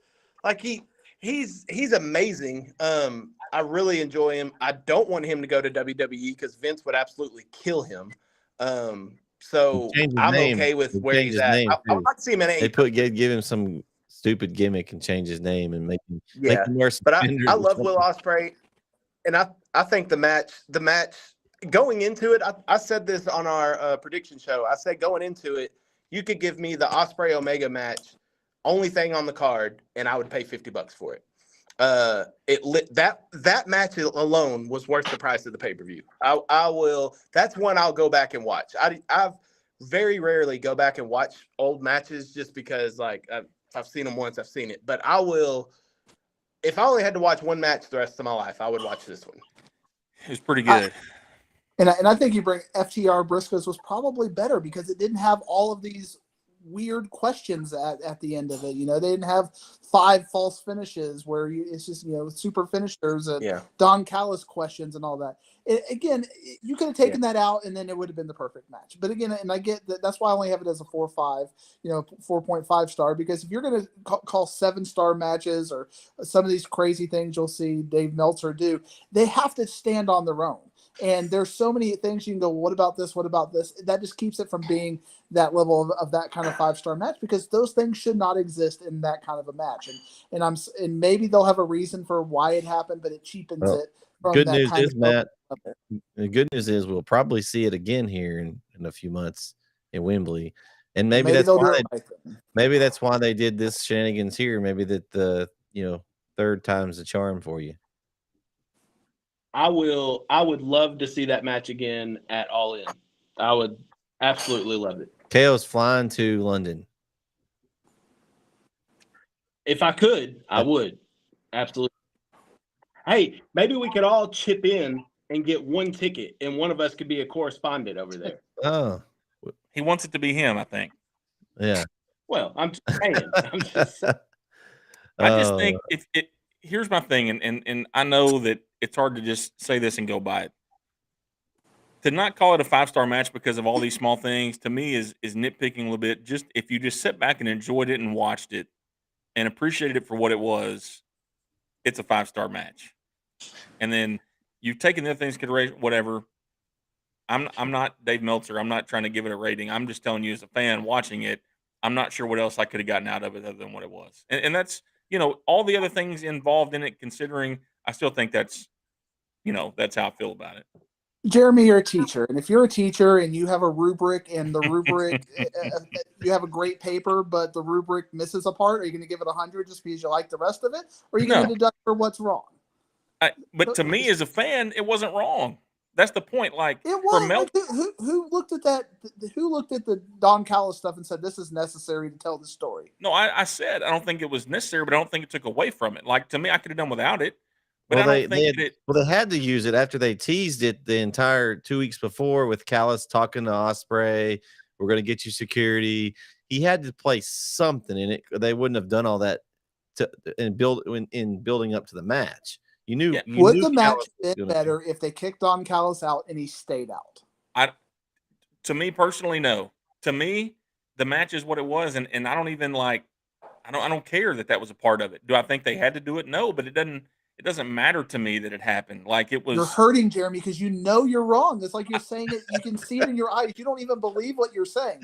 I see Kyle over here nodding his head like, absolutely, you did. You know, kick him out. You tell the story, kick him out, let him go, and you're trying to justify something you know has no justification. I think here's what happened. They kick him out. He comes back, and all of a sudden you think something's going to happen because the guy came back. Like the match. And it did. No, I mean, the result was not impacted one bit by him coming back. He got It kinda hit in the head did, with a but- screwdriver, Jeremy. I mean, I was come about to on. say he did involve the screwdriver, which Ospreay wouldn't have had Callis Okay. not come back. But I'm with you though, Jeremy. This did not make or break Exactly. the match. Like to me, it's a 5-star match with or without Don Callis. It's 5 stars.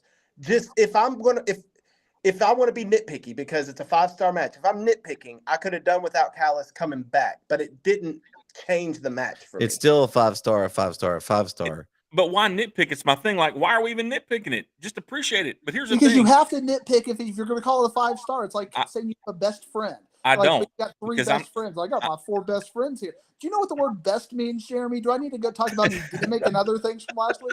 5 stars should be something you see once out of 1,000 matches that stands on its own, and that wasn't it. That was not it. Well, we feel like it was. Here's all I'm saying. Ospreay comes out and hits him with a screwdriver. If at that point they hit him with a screwdriver, he pins him, then yes, it had an impact on the match. The match went on for how long after that happened? I didn't time it. I don't know. I think Diggs hates that part. It was a rubber screwdriver. It wasn't real. That's why. Okay. If we want to talk about stuff that's unbelievable and takes away from matches and talking about a rubric, you want to believe that a 6'10" guy has supernatural powers to beat Shawn Michaels? Like, come on, man. Like, it's wrestling. That's what we're doing. I mean, that's what we're talking about. The Undertaker is the most unbelievable thing in the history of wrestling. Okay, maybe not the most. It's one of the most unbelievable things in the history of wrestling. That's the fun of suspending disbelief. Okay, so let's suspend disbelief and just call it the best match you've ever seen. I mean, at what point are you just going to let people kick out just to kick out? I mean, are we going to have this like 8-star match just and have 120 finishers in a row and just be like, well, they're never going to die, and then have a 60-minute draw and just have the ultimate finisher 60-minute match where you hit your finisher through 20 barbed wire fire tables and nobody ever loses? Because why do we need to lose in wrestling? Matt, why do we need to lose in wrestling? We're talking about a sport. Everybody participation trophies on Jeremy's basketball team, so we can all feel good about ourselves. You legally assault, like you are assaulting people. You are hitting them with weapons. You are hitting them with a firework on your super kick. You're lighting people on. Kane has made a living out of and Undertaker burying people alive. What is it? If you want to talk about suspending disbelief, let's go on and on. Let's don't talk about this. Like, why don't you we put all know 350-pound Diggs on your shoulders and let me hit you with a screwdriver and see if you can get up in 3 seconds after that. If it was a scripted show, I wouldn't. Like, that's why you have to appreciate it for what it is. You have to appreciate it for it. You have to appreciate it for what it is. I need to appreciate a 5-star match for standing on its own. That's what I want. I'm saying it's really good, but that doesn't make it a 5-star match when you have those kind of shenanigans. It lowers it to like that next tier. You can't have that kind of stuff in a 5-star match. And if you're defining a 5-star match like that, you're basically saying, well, you know, I'm going to make justifications for bad behavior because I like the kid on my team. No, it's got to stand alone. It doesn't stand alone. That's all I'm saying. It did not stand alone. I'm calling it a 4.5-star match, a top 3 match of the year kind of a thing. But those shenanigans take away from it necessarily. They have to. It did not need to be there. It did not need to be there. This is like KO turning down a 10 at the bar because her toes are too long. I mean, come on, man. Like, but that would freak you out, wouldn't it? I would call him an idiot. I would call him an idiot that he's turning down a 10 because her toes are too long. On this girl, and you're out. If it's a 10 and she's got sloth toes, that's fine with me. She's still a 10. Thank you. But she's not a 10 at that point. And you're not going to take her to your family with Groot toes. Put some shoes on. Put some shoes on. Yeah. Socks and shoes on, we're good to go. Well, I've lost my breath here, y'all. Let's move on to the next match because I don't think no matter of conversation is Diggs and Jeremy are going to agree on this one tonight. You're welcome for the views, by the way, Brett. Oh, we got Team Sting versus Team Jericho This one was one we had split here. Me, KO, and Matt had Team Sting, and well, look, Jeremy and Matt didn't agree on this either. We have Jeremy had Team Jericho. Like everything else, I was right and he was wrong. But so here we go again. Yeah, I told you when I picked it, it all depended on what they were going to do next. I thought they were going to have another match, and I thought so Jericho would win and get this one. I don't know what they're going to do. I was wrong. I mean, I took a shot based on what I thought how they would book it, and I was wrong. But what y'all think about Sting's Joker makeup? That was awesome. A little different. Took me back to 2011 watching Impact, but Yeah. no, I thought it was. I mean, I liked it. I like Sting. I've loved Sting ever since I was a little kid. Right, like he's the guy that I grew up watching. But it was cool to see those two. See those guys interact. I thought there'd be more between Sammy and Jericho. Maybe there'd be some kind of tension there, more so than it appeared. And Suzuki and Naito, those are two guys that I could kind of get into watching down the road a little bit. I thought they did a good job, but I wasn't. I thought there would be more interaction between Sting and Jericho, and there wasn't a whole lot. Maybe you think they're holding that off for another match? I mean, they kind of got in the ring in each other's face, but they didn't really do a whole lot back and forth. I still think ultimately Sting retires when it's Sting and Darby versus Jericho and Sammy. But Sting has come out this week and said he's not ready to retire. Like I think some people thought it would be an all in. You'd put those four in the ring and all in, but he's kind of acted like that's not what he wants to do. He wants to stick around for a little bit. So I don't know. You're right, but I mean there wasn't a lot of interaction between the two. But I just thought maybe they're holding it for something else, maybe because I was thinking that they kind of built it up as Jericho and Sting never been in the ring together, big deal. And then they kind of got face to face there. And then, how it goes. They get hit by somebody else and they get pulled different directions. They kind of teased it a little bit, not a whole lot of interaction. Like, there's going to be something else coming down the road between them. That part was underwhelming for sure. But, I thought the match was what it was and in a tough spot between, the big two matches of the night. Yeah. I think I'm going to say what a lot of people are thinking, but, like Jeremy, we just don't have the courage to actually hold to our convictions in many things. But Sting does not need to be wrestling anymore. Like, he is not bringing entertainment. I mean, it's just not believable. It's like these kids have to slow down and baby him. And, they have to, make sure he's okay. Like, when Sammy hit the table spot on him, like, he had to immediately go, are you okay? It's like, it's almost like he's, wearing these kinds of padded things under these shirts so he could try to take these bumps to be relevant still. And it's just not needed. And it's not, I don't like it anymore. So you need a Double J versus Sting match. KO would be definitely for that one. I agree with you though, Matt. I think there's no benefit to having him in the ring at this point. I don't think he's bringing anything beneficial to the table. I'm not sure Darby needs him. I'm not sure Darby ever needed him, but I sure don't think he needs him now. And God, the guy's what 61, 62. Like at some point. It's like the movie like The Wrestler. Like you got to quit it, man. Ric Flair. I mean, Same thing with Flair. I mean, if he would have left against HBK, that was kind of his peak. But everything after that is just cringeworthy. And this is very, Sting is getting into that cringeworthy for me anyway. Well, luckily they don't put him in the ring a whole lot, so it's not as bad. And then, Kyle said something about Jeff Jarrett. They've been using Jeff Jarrett a lot more in the ring and stuff. They don't need to. This match was put in a horrible spot right after Omega and Ospreay.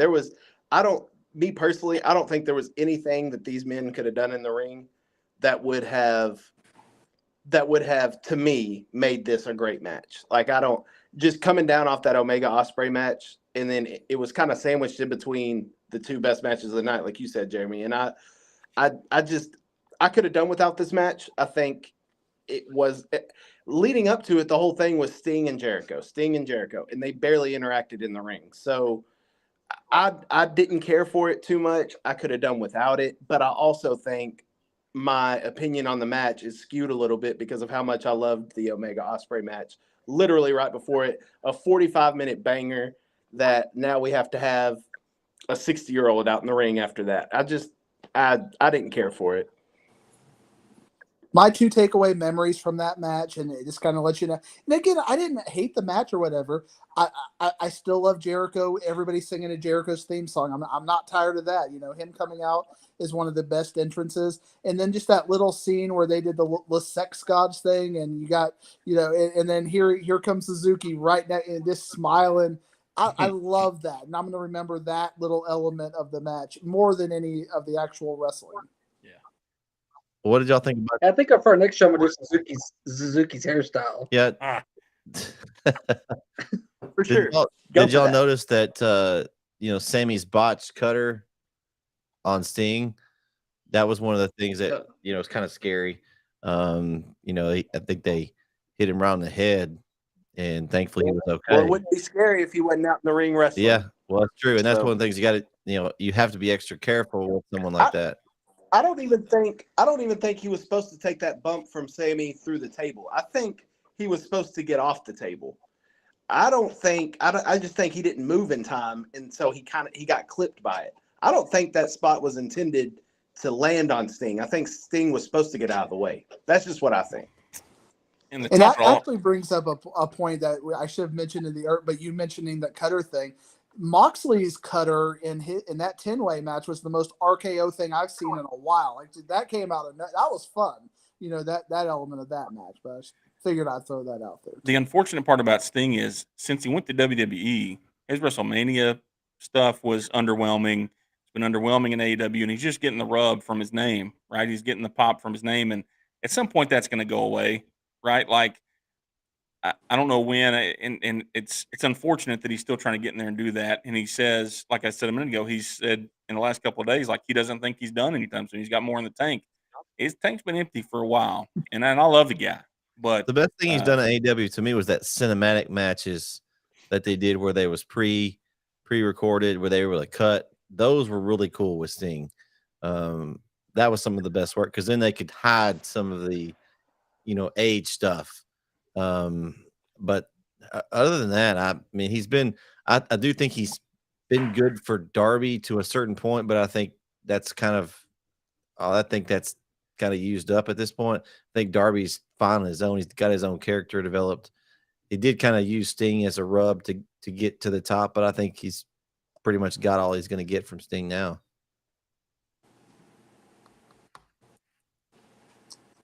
Completely agree. I mean, you know, Darby kind of stands on his own, and you have to think you're going to have a Darby Sting match, but that's going to be the most fragile. Like, Darby's not going to want to do anything to hurt him, kind of a thing, unless it's a protected spot. And I just can't see them going in any sort of entertaining match.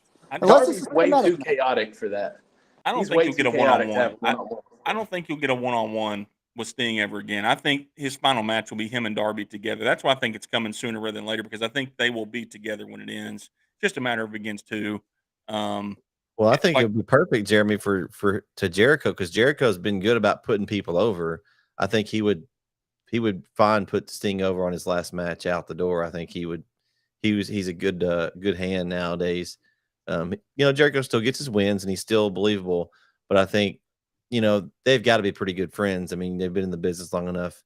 I think that would be a cool moment for him to put Sting over one last time.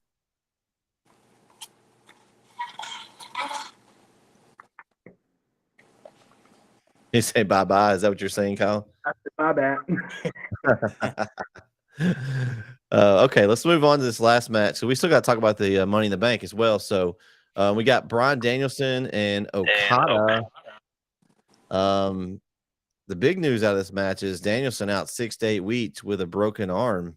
I didn't see it live. I think that says a lot for Danielson's toughness. I mean, you notice he favored it, but sometimes you know how much they like to sell those injuries and stuff like that. I didn't notice it. I kind of want to go back and watch the match to see if I can see where it is. I don't know if you guys did. I heard somebody say today that it was on the elbow drop Okada did from the top rope. That's when I guess where he landed on Danielson, it just landed to the right spot and broke it. I do know that it was like 10 minutes left in the match, supposedly, about whenever it happened. No, 10 minutes into the match, not left. It was into the match. So he wrestled a lot of the match with a broken arm. That's tough right there. And I mean, he was doing all those holds and stuff, the label lock and some other moves. Like, I mean, he's using his arms. I mean, it's not like he wasn't able to. I mean, that and then how good the match still was. It just shows how good a wrestler Bryan Danielson is. Now, coming out of this match, to me, the sad thing is I was looking forward to a possible blood and guts BCC versus Elite. Now that timeline, is he going to have time to get back? Now, since it is that kind of match, maybe he doesn't have to wrestle as much and he might be able to be in the match, but I guess we'll find out soon. He could wear a titanium cast a la Yeah, Cody there you Rhodes go. and be okay. Yeah. And he could use the cast to his advantage, Jeremy. Because it's so believable. They're talking about July 19th being Blood and Guts. It's kind of what has come out the last couple of days about when they're going to do that when they're in Boston, I think. So it doesn't fit in. Okay. It doesn't fit in the timeline.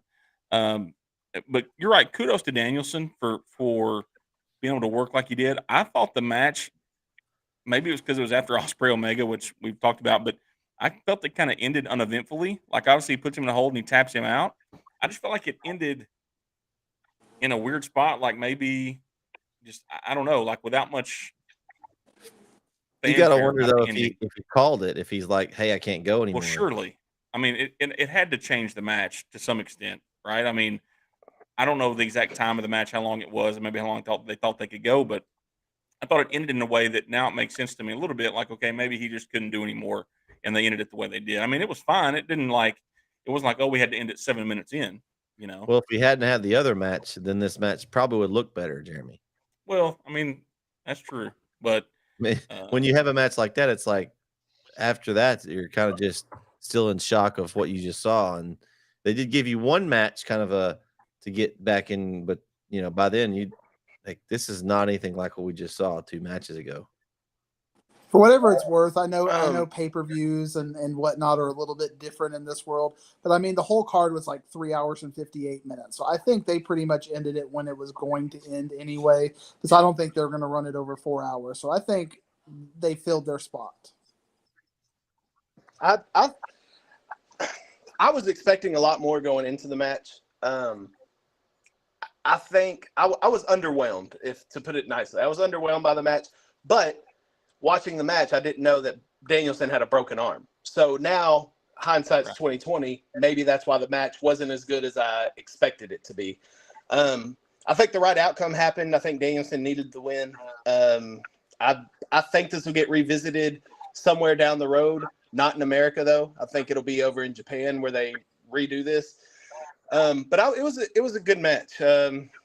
Overall, I thought the show was very good. It had some down spots in it that I didn't care for, but to me, for my money, Ospreay Omega was worth every penny, and it was worth the pay-per-view.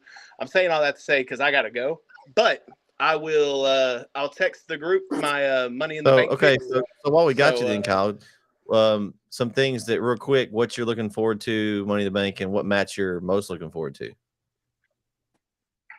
I mean, I think the Money in the Bank matches are the ones I'm looking most forward to, just because that's the gimmick. I don't even know the whole card, to be honest with you. I'm not. I'll tell you one match I'm not happy about watching, and that's Cody Rhodes and Dominic Mysterio. Not looking forward to that one. But I do think the Money in the Bank matches, I think they'll be fun. I think the men's Money in the Bank is a little more wide open than the women's Money in the Bank, I think. So I think they'll both be really good matches. And to me, that's what I'm looking forward to. It's kind of like the Royal Rumble. So no, like, you don't care about the Civil War. Oh yeah. Well, yes. Anything Bloodline related. That's, I forgot about that. Yes. Bloodline Civil War is the main thing I'm looking forward to on the Money in the Bank for sure. And the London crowd is going to be fantastic. And I'm looking forward to that. Well, thanks for joining us tonight, Kyle, and we'll get your picks. I'll get them in writing. Make sure Matt will try to accuse you of cheating, so we got to make sure. No. Me and Matt we're best friends now. Okay. Thanks, guys. Without Kyle here, I'm gonna have to go heel turn on Brandon next, just to give me a little bit of a foe to play with here. or you, Brett. I mean, I'm open minded as far as who gets the steel chair, But I was actually agreeing with Jeremy on this as far as in KO. I feel like we're having this moment of love when it comes. Again, as somebody who's not an NJPW Japan watcher, you tell me this guy is the best in the world, but I don't know who this guy is. And Will Ospreay, they brought him over. They brought him over last year for the build for this, and we got to see him bang. So even if we don't know who Will Ospreay is from Japan, we got to watch him have some great matches with Aussie Open and other elements. This guy, I don't know who he is. So you're telling me he's the best in the world? He didn't look like anything special to me as far as that goes, and the announcers weren't telling me anything. Tony Schiavone asked, does he fly? Tony Schiavone doesn't even know who this wrestler is going in there. So it's just it could have been Bryan Danielson against some random dark jobber that they gave 25 minutes to, and it kind of does the same thing to me. Well, I mean, at least he had a cool entrance though. Yeah, I mean, he's one of the more famous ones. The Rainmaker entrance and stuff was cool. I don't know, I haven't seen a lot of his matches, but I know who he is just because, I have watched a little bit of New Japan in the past, not recently. More when it was the Bullet Club was kind of starting to form, and I would peek in over there because I enjoyed that storyline a lot. But I've seen him. He's, of course, I don't know how old he is, but he's been wrestling a while. So, again, unfortunate thing, Father Time never loses. So you can get up there, it's not going to be as good. I was glad to see them, if they wanted that match, I was glad to see them get that match. Unfortunately, Danielson gets injured, so maybe they'll get to run that back once he heals up, and maybe he goes and does that in Japan, like you said. But I think overall the match was solid, and the pay-per-view to me, we talked about coming in. This one was going to be more for the matches, not the storylines, because of the New Japan AEW crossover. And I think it delivered. I mean, the one match was, we talked about, amazing, but I didn't think there was any matches that were bad. All of them were solid.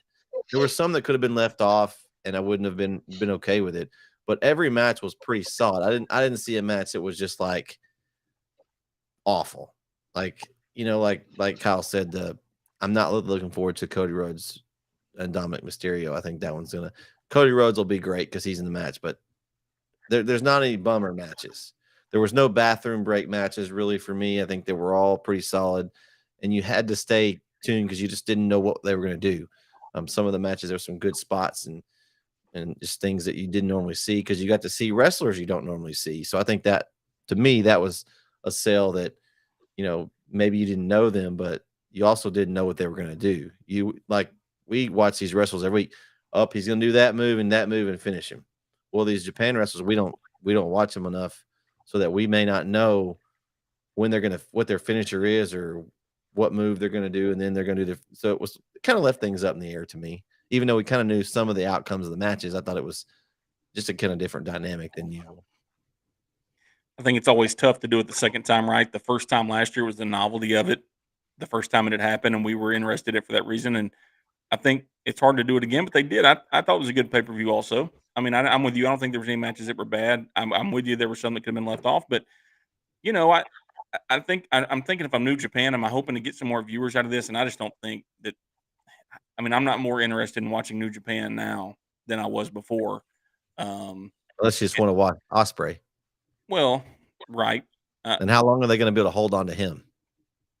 Well, he loves it in New Japan. If you read anything that you hear him talk, he felt like, and they mentioned this during the broadcast, they felt like New Japan was his thing to handle and to mold during COVID and the quarantine and stuff like that and the lockdown. And I think he's in love with New Japan. I don't, the money will talk at some point. Yeah, let me throw it this way. As a coach, you love Brook Hill, you tell everybody you love Brook Hill. That way they offer you more money.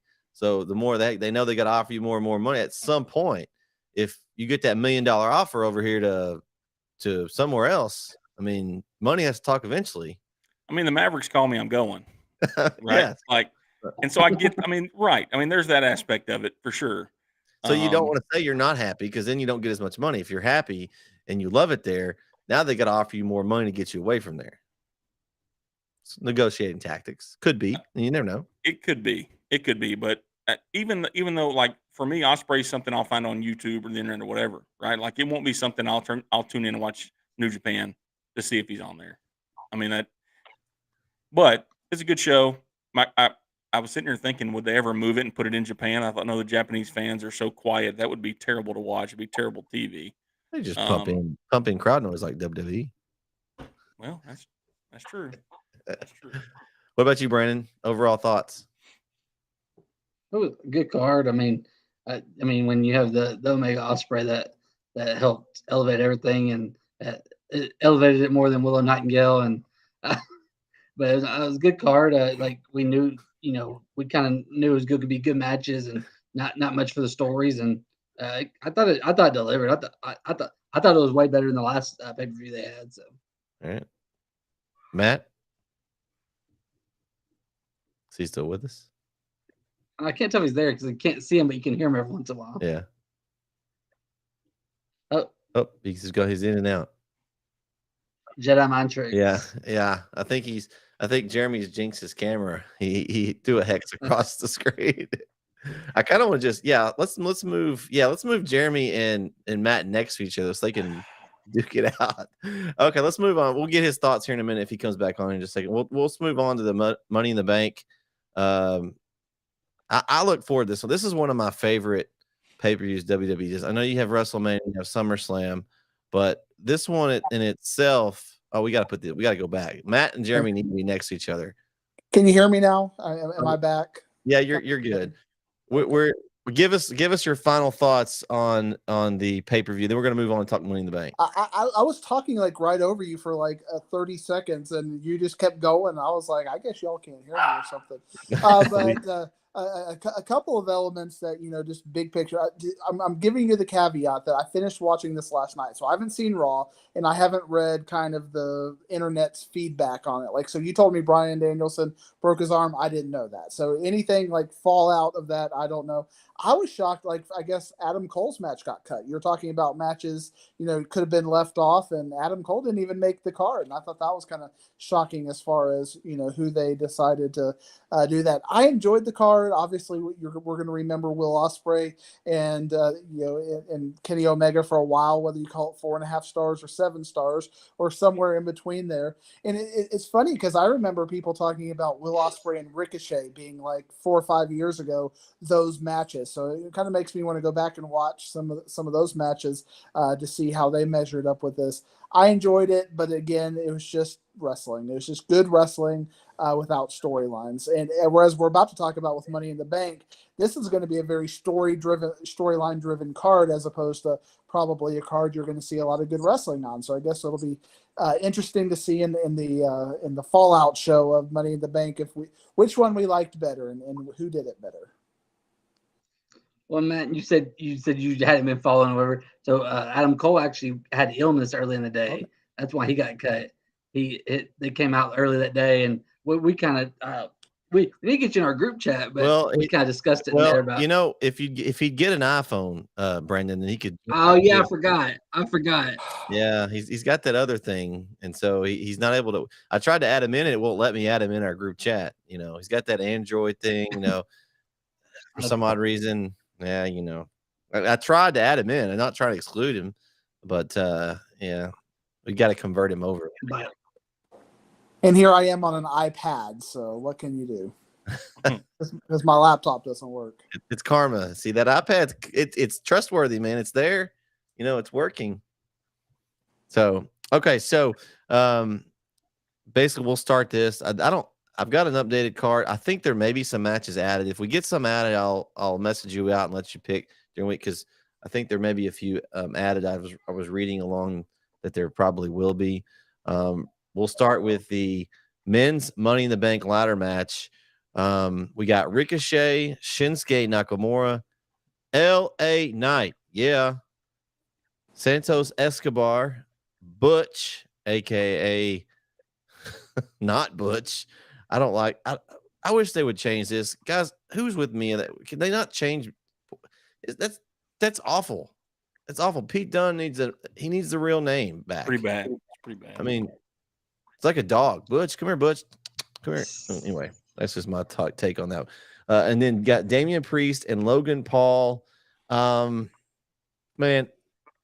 I'm going with who I want to win this match. There's a lot of good wrestlers in this match. There's going to be Ricochet. Ricochet and Logan Paul are going to do something crazy.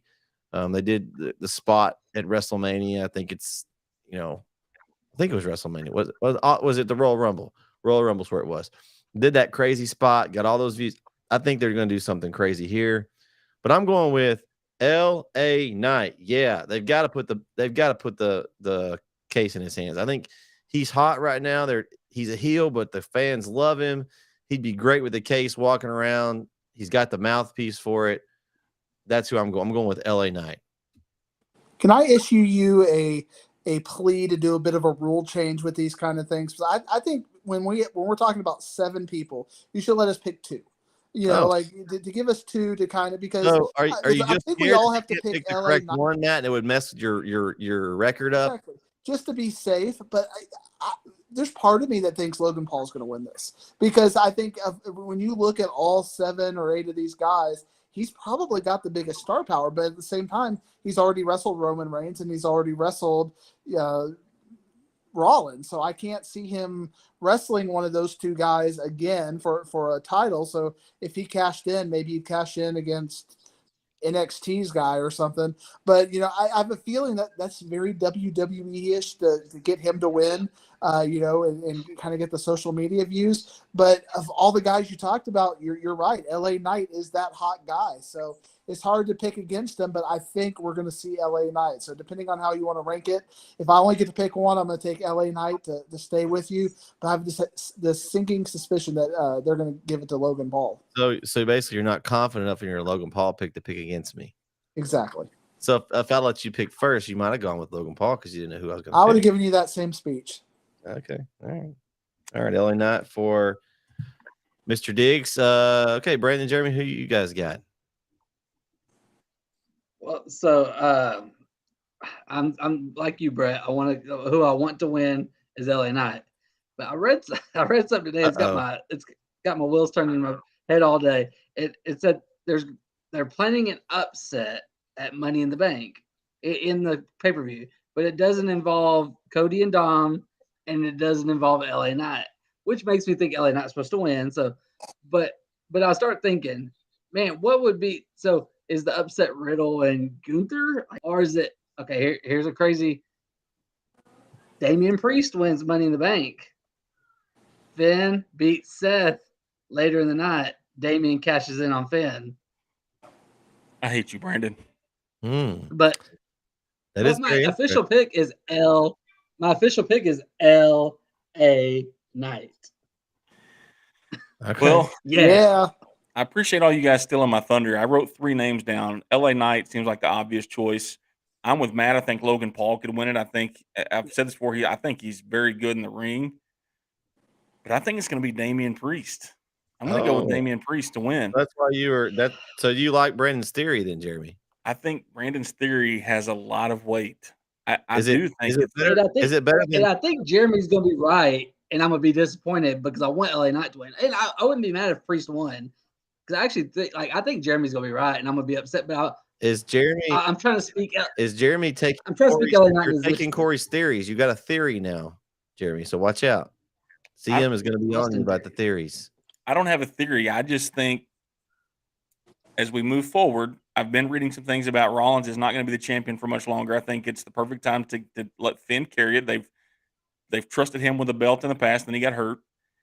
If he's going to be the champion, then I think it's natural to have Priest win the Money in the Bank because they've kind of been not at odds, but there have been some things thrown in there. It's friction. So Brandon's theory is correct, and then you have Finn again having the belt for very short time and losing it again.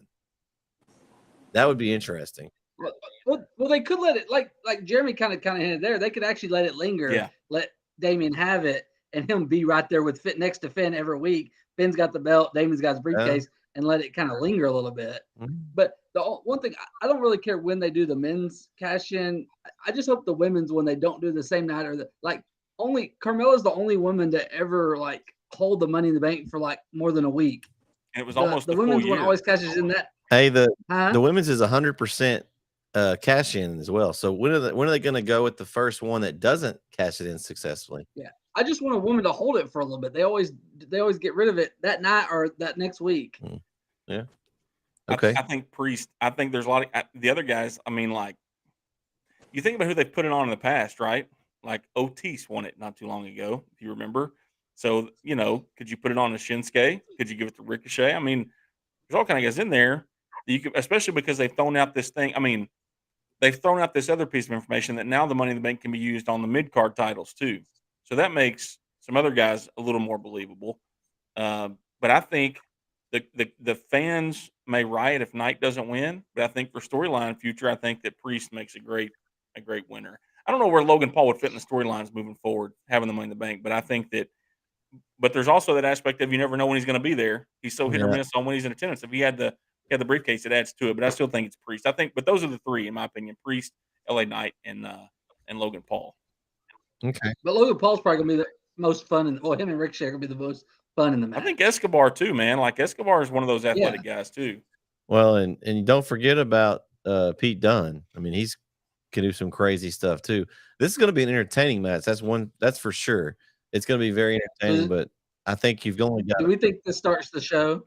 Well, I just have an order that's been listed. I don't know that they've actually. I know. I was just wondering what we thought. I don't know, because I think that changes things. If it starts the show, I think Priest wins. If it ends the show, well, I don't think it ends the show because they usually have them earlier because of the fact that they can cash in later. Is always an option. I think they usually do. Yeah, at least one of them. Yeah, but I think the men's one probably because. I mean, do we think the Civil War ends the show? Yeah. I mean, I would say that's what I would guess, but that's just me. But like, because LA Knight's gonna win. I mean, that ending the show would be that's a cool way to go out. I think Seth is him on top of the ladder. Seth and Finn may go first. I mean, they like to lead off with Seth. We've seen that in the past. Yeah. Well, if Seth and Finn go first, I don't think Damian. I mean, even though he didn't have to cash in that night, I just don't think he went. Like, I think placement kind of determines. Yeah. But my official pick's LA Knight. Yeah. Okay. So we got 3 LA Knights and a Damian Priest. We got the women's match next. We got Zelina Vega, Becky Lynch, Zoe Stark, Bayley, Io Sky, Trish Stratus. Man, this is an interesting one because, I mean, you got several that you could say could win it. You've only got one that has won it. They made that clear the other day. It was Bayley's the only one that's ever won the Money in the Bank match. I think there's going to be some interaction with her and Io. Maybe this ends the Damage Control finally. They've been kind of at each other the last few weeks. What do you guys think? I'm gonna let you guys go because I always go first. I'm gonna because this is interesting. You got Trish and Zoe Stark. Are they gonna be able to get along? I sure hope Trish doesn't win it because that would be just. I don't know. I want to go first here because I think there's only one right answer. I think it's Io Sky. I think there is no other. I think Io's the only one that wins this, and somehow, we're going to see it all come to a head with her and Bayley. They've been planting it, and this is it where Io. This is her time, and I think that's. I just think she's the winner of this, and I don't see any other option. I don't, and this is the minutia I was getting into about the 5-star, what it means to be a 5-star. But when you say there's only one right answer, to me, that means there's only one right answer. And I don't think you've even given me a compelling reason why that is the right answer. For me, the one right answer, or one of the right answers, if you will, is Becky Lynch, because she's been looking to be relevant for a while, and this is kind of gives her a bit of, and she may cash it in at WrestleMania and kind of, top it off with, that kind of a thing, like what Seth did, to kind of create your little thing. And that might get you're holding it for a while thing. And Becky Lynch is a believable main event at WrestleMania, whereas Io Sky is somebody who needs it, as far as having credibility. Yeah, see, Becky doesn't need it. Becky's going to get in the title picture before then anyway without it. So but giving it to her gives her a lot of extra elements to put her in the title picture whenever she wants to be. She can finish up with Trish at SummerSlam and still continue to have that storyline. So I'm going to take Becky Lynch. And I think that is, for me, a no-brainer. I've had I Becky think Lynch. Zoe's main point in this match is going to be keep Becky Lynch from winning. So, Well, at first, and then Go ahead. maybe that's when the trouble between her and Trish comes up. When I've had Becky Lynch written down for a little bit now. I think Becky Lynch is the pick, and for me, it's because I think WWE is really scared to put somebody in that title picture that hasn't been established. I mean, Zelina Vega was a real stretch for them. I mean, they did it because they were in Puerto Rico. If they would have been there, she would have not been in that match, right? Carmella? Well, at the time though, Carmella though had a little. I mean, she was She a had little the more midget relevant than man, she is the now. midget man that was helping her. What was his name? James. What James was his guy? Ellsworth. Ellsworth. Yeah, Oh, God. he stole more money from WWE than pirated cable has. I I just think that they want. I think Matt's right. It gives a lot of elements that you can add in to her over the next few months, and I think it would be something she would hold on to for a little bit. And you know, Becky Rhea, at some point would be worth watching. Maybe that's something that comes up. I mean, not quick enough for SummerSlam. That's probably Becky and Trish, but maybe at Survivor Series or Royal Rumble, you could get that matchup. So, or Matt's right, she could hold it to WrestleMania and get the same matchup. But I think Lynch is the pick, at least for me. Okay, so we got Becky Lynch for Jeremy. One right answer, Brandon. One right answer. We got Io Sky for. Let's talk on Saturday night. So I'm Yeah. conflicted here. I've got a couple of ways that I think could go. I think both of your arguments are legit. I agree with both of you. I think the Io Sky Bailey thing, no matter what happens in the match, comes to a head here. Even if one of them or the other one wins or they don't win, it comes to a head. I don't know if Trish and Zoe Stark now, who's gonna if Trish starts to climb the ladder, is Zoe Stark just gonna let her climb the ladder, or is she gonna turn on? So they've got some things going on there. Zelina Vega, I think, is in the match because they want to push the LWO thing. She's a good worker. So I think those things all counteract. And when it comes down to it, what's left is Becky Lynch. And the part of me that doesn't want to pick her because, well, she doesn't need it, like you guys said, but it's hard to pick anybody else. Like, Bailey's already won it. They don't need that for that storyline. They could sell. They can turn that into a really good feud with her and Io without the briefcase. The Trish thing with Becky Lynch is going to be there no matter who wins this match. I don't see Trish win it. Sure, they wouldn't do that. I don't think Zoe's ready. I think Becky Lynch is the natural selection here. No pun intended there with Charlotte Flair's natural selection thing. I just think she doesn't need it, but I think she's going to get it. I'm going with Becky Lynch. I don't know if any of those arguments made sense to you guys, but that's kind of how I worked it out in my head. Well, it does.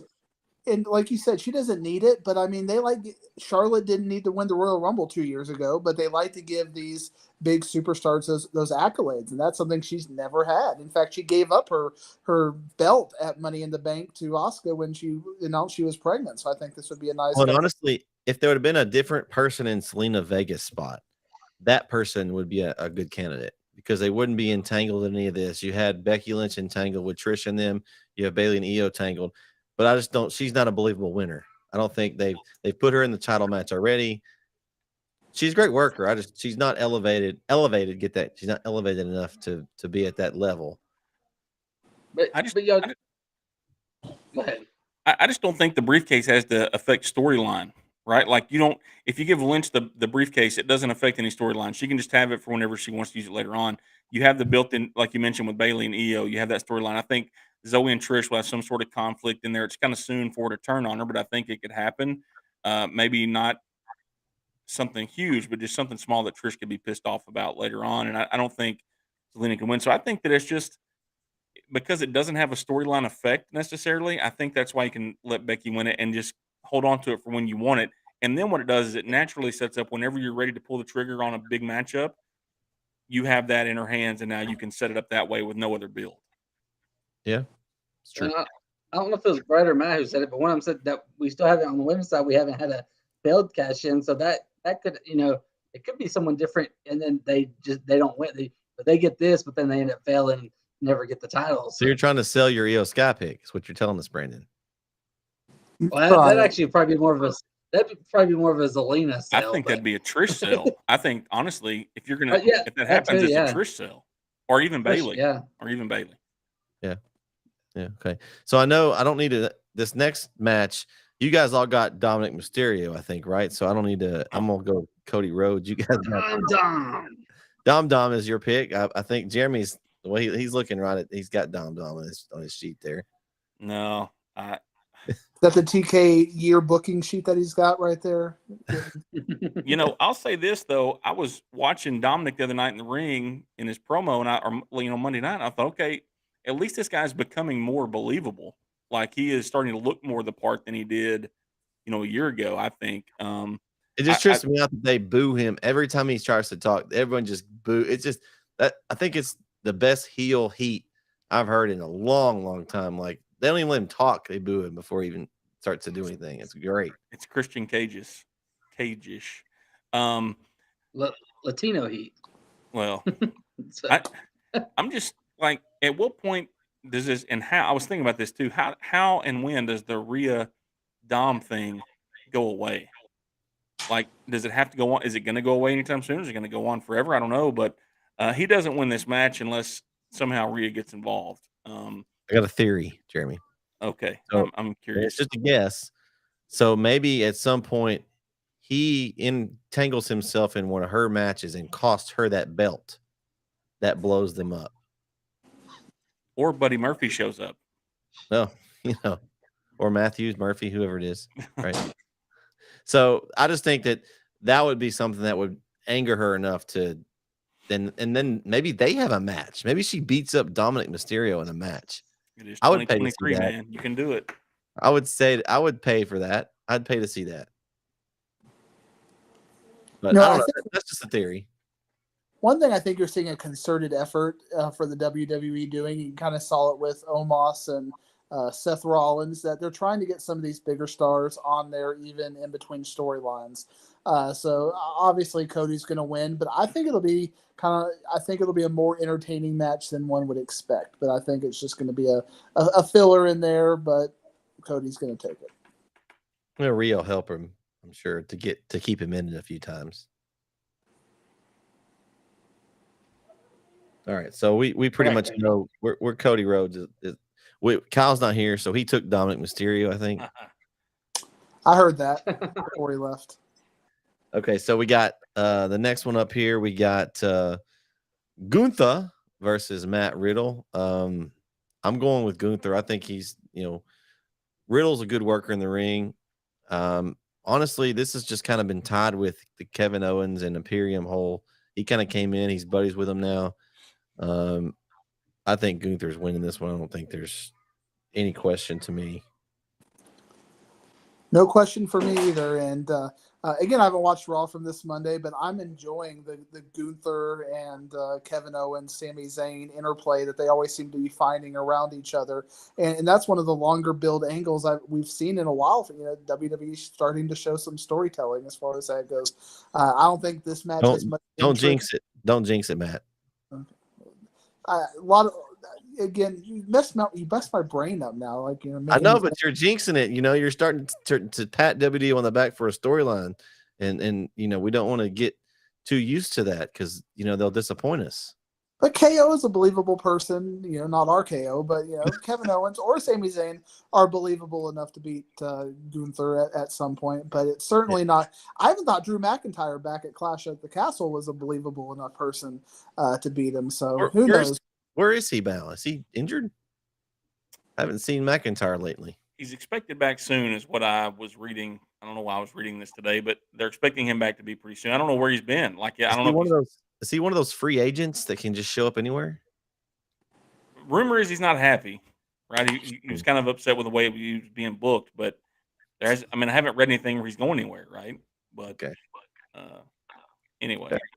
And Yeah, I think rightfully so. I mean, he's not been booked well the last year. I think Gunther wins. I'm with you guys. I think that Riddle's kind of getting the treatment of yeah, we helped you, we brought you back, welcome back, but we're not going to let you win anything anytime soon. He's been in some big matches, but it's first off, I don't believe he's had some good matches. I mean, like the cage match with Seth was really good, you know. But I don't think he wins this match. I don't think it's time yet. Maybe they're waiting for Randy to come back. Maybe Orton's back soon, and Riddle kind of goes back that direction. It's kind of like other people. I don't know. He's kind of been thrown in this Sammy KO and Imperium match because they need a third person, I guess. But it doesn't really fit to me. Like it is what it is. But Gunther's going to win this. Yeah, Gunther. I don't. This ain't where I see an upset coming. And Brian, this is your upset you called earlier, right? The upset. No, I said this is the one I don't see that happening. But I think it'll be a decent match. I'm looking forward to Riddle taking some of those chops and delivering some back. Where I don't know if his are gonna face Gunther much, but it'll be a fun little chop fest for a little bit because they're both known to. So, but Gunther's gonna hurt Riddle a lot worse. All right, so we got the next one is the WWE Unified Women's Tag Team Champions. You got Ronda Rousey and Shayna Baszler taking on Liv Morgan and Raquel Rodriguez. Never lost the titles. Probably something you had to do. You had to run this back, even though Liv just shows up and now she's her partner. How many partners has Raquel Rodriguez had in the last month? About I lost count. 4 or 5. It's been a lot. I honestly, I think Rousey and Baszler retain. I think Raquel Rodriguez needs a push. Her and Rousey, or not Rousey, her and Rhea Ripley that went eye to eye. I don't know if it was this week or last week on Raw. I would love to see that match. Give me some of that match. I mean, I think that would be, Rhea needs it's more like Rhea beats up on all these little people, but then somebody her size, I think that would be, not that she needs anything else to elevate herself, but I think that would be a good solid match for me. I think the kind of the tag thing for Rodriguez has kind of ran its course. So give me the 2 out of the 4 horsewomen from USC retaining. Man, Brett, I disagree. I'm gonna have to I'll give you the Jeremy treatment on this one because you say something so completely ridiculous. Bring it out. I can take it. I'm just like flummoxed at this point because Raquel Rodriguez has nothing. I mean, what do you want to do? See her flex her back? I mean, that's her main event. Yeah, show her back. Show her back, and that's her gimmick or whatever. She did nothing for me in NXT. She does nothing for me here. I don't see her in Rhea Ripley. The fact that you even put her in Rhea Ripley category was personally offensive to me. They teased it though. Did you not watch? You are the one who put her in that category. I'm just telling you what you highlighted that. Where it's going. I didn't tell you I was right. It don't need to be going there because she is nowhere near that.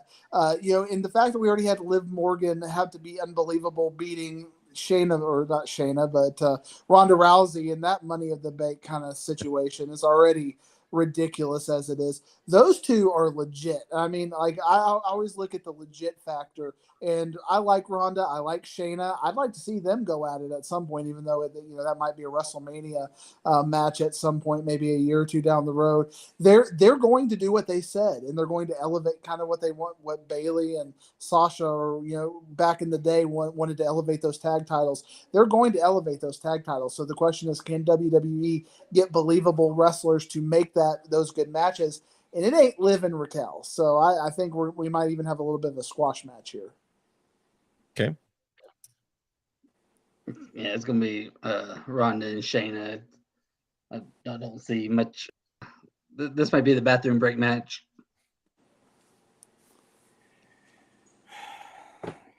I pull a Lee Corso here. Not so fast, my friend. Not so fast. You guys forget how much they love Liv Morgan in WWE. And not just the fans. They love Liv Morgan, and they love Raquel. I'm not so sure that they love Ronda. Like I don't know, man. I'm gonna go live Raquel here. Like I guess I'm either So, gonna go all in so you here and go have a live, chance to you go win. live Raquel, and then Shayna and Ronda get mad at each other, and now they feud at SummerSlam. I'm not gonna go that far with it, Oh. but they lose the titles. The love for Liv is. I mean, if you look at the track record, what they did with Liv, man, they did a nice slow build with her to finally get her a win. I just think. I mean, I don't know. Call me crazy. I'm trying to win a championship here, and that's what I need. You guys make great points. I mean, if they truly get behind Ronda and Shayna, you got to find a very good pair to beat them. I just don't think they're sold on doing that. I just think that Ronda and Shayna are kind of, I hate to say, placeholders. It goes one or two ways here, right? They either believe that they can be the dominant team that they say they are, and they're going to do that. Which, if you guys are right and they squash these two, then that's what we're going to get for the next few months. I don't see anybody beating them. There's nobody else. So we'll see what happens. But I think that the Liv Raquel thing, they carry a little weight. It seems like, at least. So Matt, I hope you just heard that. Like, you squashed me for thinking that. So I hope you give Jeremy some of that as well. I mean, Jeremy's just giving us points right now, so let him give us points, and we can make fun of him in the scoreboard on the recap show. All right, so we got see what's going on next. We got right here. We'll start with we'll go with the Seth freaking Rollins versus Finn Balor for the WWE World Heavyweight Championship. Man, they've really done a great job of it. Did y'all watch the promo this past Monday? Matt, did you see the Monday Night Raw yet? I haven't seen Monday Night Raw yet. A great promo package with Finn. Like, they have really done a good job of like building this match.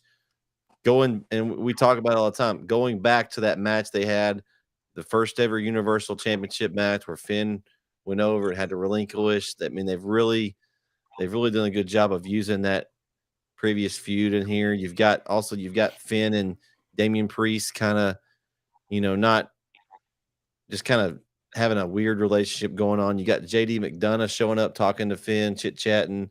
There's a lot of things in this little group that's very interesting right now. And again, I'm gonna knock on wood because I'm not jinxing it, but more good storytelling. This is a tough pick for me. Seth just got the title, but he doesn't need it. To me, I think this is where they put Finn over right here. I think it's Finn's time. He needs it. Seth Rollins can come out every week and they sing his song, and he doesn't need the title. The title I think that he needs is to go beat Roman Reigns at some point. That would be something big for him with their history and all that. I don't say that's who's going to beat him. I'm saying that, but I don't think he needs a title. So I'm going to go with Finn Balor in this one. I know it's kind of the underdog pick, but I just feel like he needs it right here more than, and I think it sets up a really interesting thing, especially if Priest wins the briefcase. But if Finn Balor holds the title right next to Damian Priest, how long was it before Priest, even if he doesn't need the Money in Bank, if he wants to turn on him right there, and then Finn wants a match, and that sets up a feud for that belt. So all that to say, I'm going to go with Finn Balor. Yeah, I've got to double down on my Damian Priest to win the Money in the Bank pick. I'm going to go with Finn Balor too.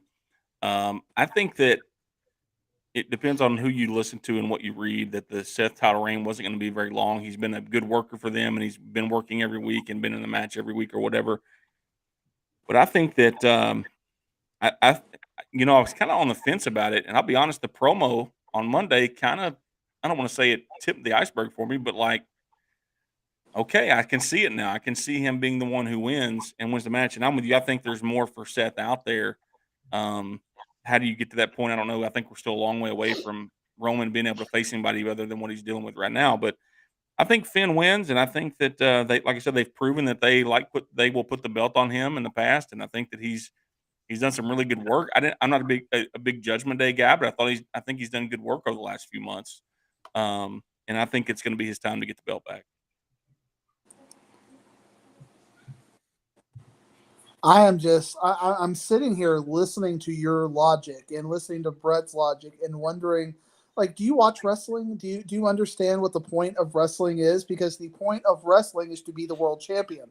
And now you're saying he doesn't need to be the world champion. Well, yeah, he kind of does need to be the world champion because that's what makes you the best in wrestling. That is Ric Flair doesn't need the belt. He needed it 16 times, obviously. I mean, that's the pinnacle. That's what you want to be. You don't say, oh, I want to make good TV. You want to be the champion. And that's what they go and talk about all these interviews, want to be the champion. Why give him the belt to try to elevate the second belt just to take it off? If you wanted Finn to be the champion, you could have put it on him in the tournament and it could have been believable. Well, you give it to Seth. You give it to Seth, Matt, because you reward him for all the work for letting him be the very first. Well, you don't need a hot shot. The belt's kind of a thing. They're not going to hot shot it. Seth is going to win this match, and the fact that they've made it believable for you two, it's good. I'm glad that y'all have a little bit of wonder in this match, like a little child wondering, is Andre going to get slammed here or whatever. I'm glad you get to have that feeling. You haven't watched Monday Night yet, so we'll give you a pass. I have not seen Monday Night, but again, we're not going to be seeing these 2-week championships. WWE invests long term, and we don't see these hot shots anymore, and we're not going to see the hot shots here. Seth is going to win. But it's going to be a good match, and you two get to have your disbelief suspended for a little while. So I'm excited for you too. But I'm going to take the point too. Let's see what Brandon goes with here. So like I haven't seen, because like I was talking about the upset earlier. Well, this probably would be where it is, but I'm gonna flip the narrative too. I actually agree with Matt here, and I'm gonna pick Seth. I think this outside the Money in the Bank match, probably the match of the night, just pure wrestling match.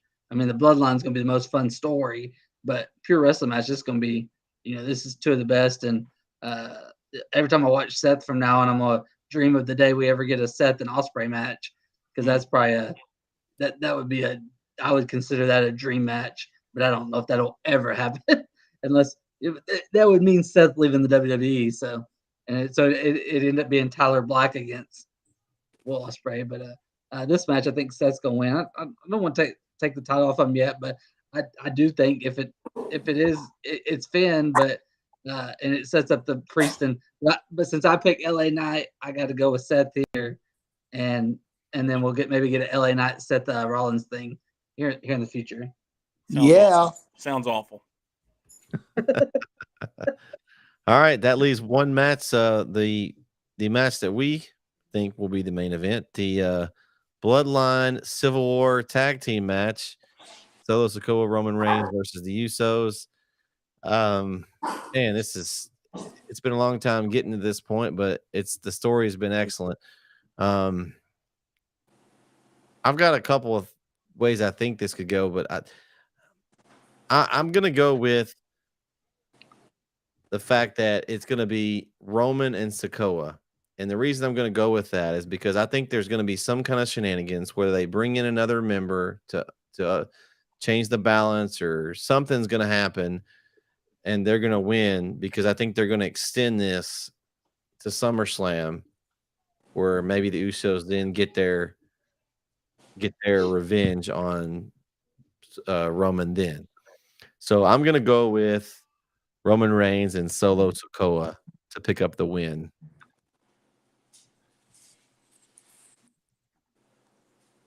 You talk about inappropriately, might I add you, about who needs to win and who doesn't need to win when you're talking about Seth and you're talking about Finn. Roman doesn't need to win. I mean, Roman's going to be Roman, whether, he's not going to eat a pin, but, they lost their match against Sammy and Kevin, and that didn't really change much. We talk about who needs a win. The Usos need a win. I mean, they already got, they've been beaten down and they've already been bullied by them. And you can tell this story so many different ways regardless. And that's going to be the fun thing about this, is it's going to be the storytelling as opposed to necessarily who wins the match. I think the Usos are going to end up winning the match. But again, I can definitely see shenanigans, and I can see a new introduction into this storyline for sure, because this is their money storyline right now. This is what's getting the ratings on Friday night. That's what's driving potentially negotiations and a lot of things. But I think we got to pay it off with England. You got to let the Usos win this match. I'm going to let you guys kind of make the pick for me because you guys assured me last time we talked about this that the storyline was far from over, that there's still a lot more to get out of it. Because I kind of thought, okay, maybe you need to end this thing and get it over with quick. And to me, if you're going to continue the path, I'm going to go with Roman and Solo because at the end of this whole storyline, who do you think is going to be the ultimate winner? I mean, you guys tell me. Like, to me, when this storyline is finished, Roman is the big loser, right? I mean, he has to be as much as you've told the story. So I think if that's the case, then I think that they win now. It's not over yet, and I think Roman and Solo win this week. I think they get this round. Man, I'm having a hard time on this one. I don't know. Like, and I think that's what's going to make it fun is I have no idea who's going to win this one. I don't know who to pick. And I think, Matt made a good point. Jeremy made a good point. There's and I don't like. And Jeremy's point kind of leads me to I think because I don't want this story to end. I mean, it's the best thing I we've see how had. it is, Brandon. I had no good points. I see how it is. That Well, really, you didn't, Brad. We're still stuck on your previous points, and you've lost credibility with me, Brad. You're in Jeremy. You're in Jeremy's mode now of sitting in the stands coaching after getting ejected after your 5-star match. But Brandon and I need people. We need we need people to pick Tyler over Longview so we can get some easy points every now and then on the East Texas pick'ems because Melissa over South Oak or South Oak over Melissa. You must be talking about Corey. Corey's goes with the upset picks. It's not me. I'm going with who I think is going to win. You haven't watched our show enough, obviously, Matt. Oh, I'm talking about Jeremy. I'm just in his love of whatnot. You're just dreaming, so you might legitimately think that Tyler's going to be Longview this week, but it ain't going to happen. I'm not the pick'em champ for nothing, Matt, here. So, I got to bring my belt out next show. But winning an East Texas pick'em is like dating the 10 with big toes. I mean, you got to come to DFW and win a legit title for me to take you seriously. Whoa, man. Whoa. Man, you start counting rings up here pretty soon.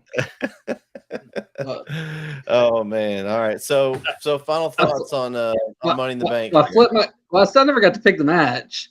Oh, that's right. I flipped my proverbial coin over here, and I think I'm gonna go with Roman and Solo because I'm gonna go with that. So we'll make Matt the underdog there in that match. Okay.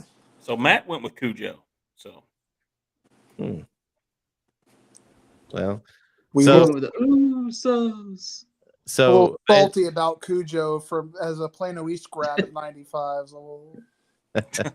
So final thoughts on this one. I think there's a lot of good storylines, and we've said it a few times. We don't want to try to jinx it too much, but more storylines going into a pay-per-view for WWE in this particular event than can remember in recent history. I don't know if you guys can think of any that we've had more. We've got the storyline. We've got Logan Paul coming to this match kind of on random. You've got Ricochet and Logan Paul also with their familiarity with their spots. You've got LA Knight coming in as he's just been talking noise to everybody and he's been getting cheered. You've got the women's is all intertangled. You've got Zoe Stark and Trish Stratus trying to keep Lynch from winning. You got Bayley and Io Sky kind of not on the same page. You've got of course Cody Rhodes and Dominic Mysterio. The match is going to not be that great, I don't think, but they've told the story at least with it. They've at least tried to sell on the fact that Dominic has a chance. We know he doesn't, but they've at least tried to do something with it. They just didn't stick him in a match with Cody Rhodes for no reason. They've at least told something. We've kind of got some history with Rousey and Liv Morgan and Raquel Rodriguez, in a previous match. They've got a little history there. Gunther and Riddle have been going at it, and that storyline, like each one of these, of course, the Bloodlines tells itself. Each one of these matches has some story in it, which excites me for the show. Now, we haven't got to the show yet, so we'll see how it ends up turning out. But at least the build for me has been pretty good on WWE's on their standard.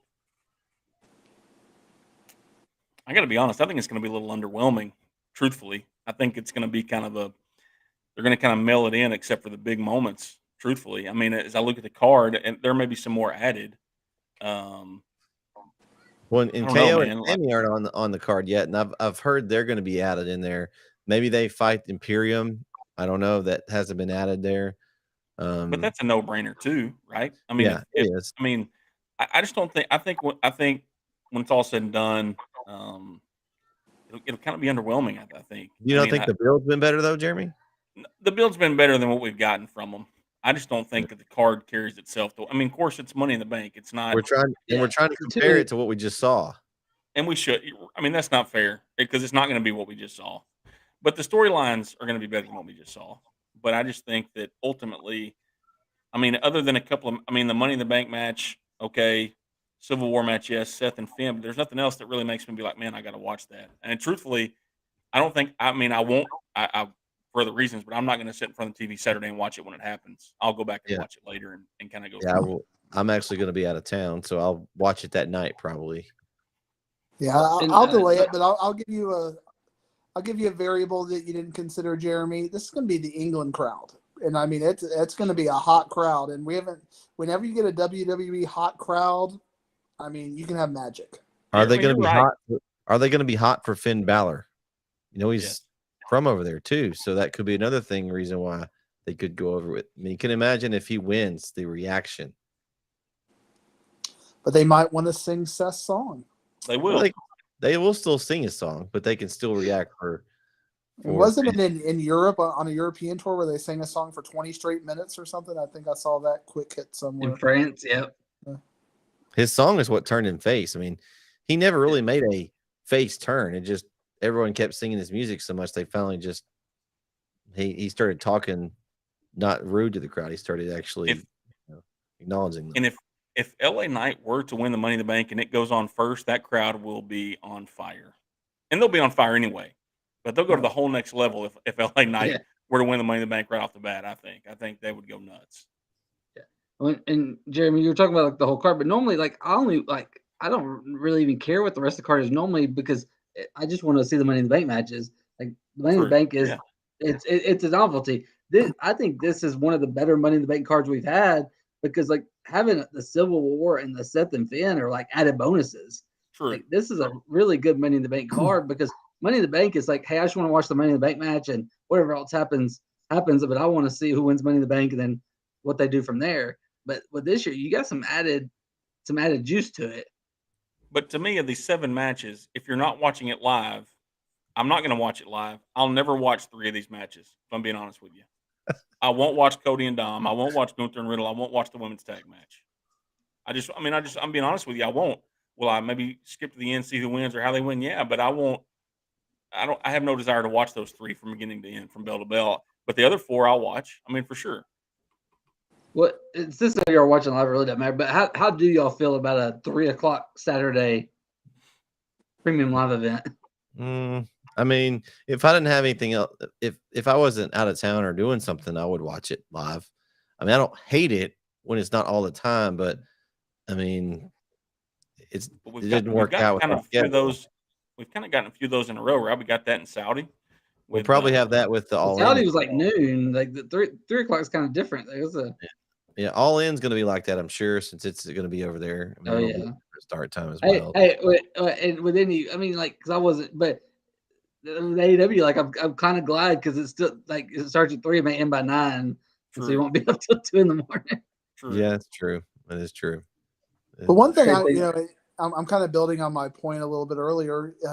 I'm very interested in the crowd reaction because you had Saudi, which was a complete desert as far as crowd reactions. WrestleMania, you lose a lot there as well. And we talked about in the Backlash how we really enjoyed the crowd there. So we're going to finally, and a lot of these SmackDowns are in Topeka, and I mean, you don't get really good crowds in some of these places, and you still see LA Knight shining through despite being in some random city in South Carolina in front of 6,000 people. So when he gets in front of a hot crowd, I think it's going to be like, I think they're going to tell. They may end up if they pick Logan Paul to win hypothetically.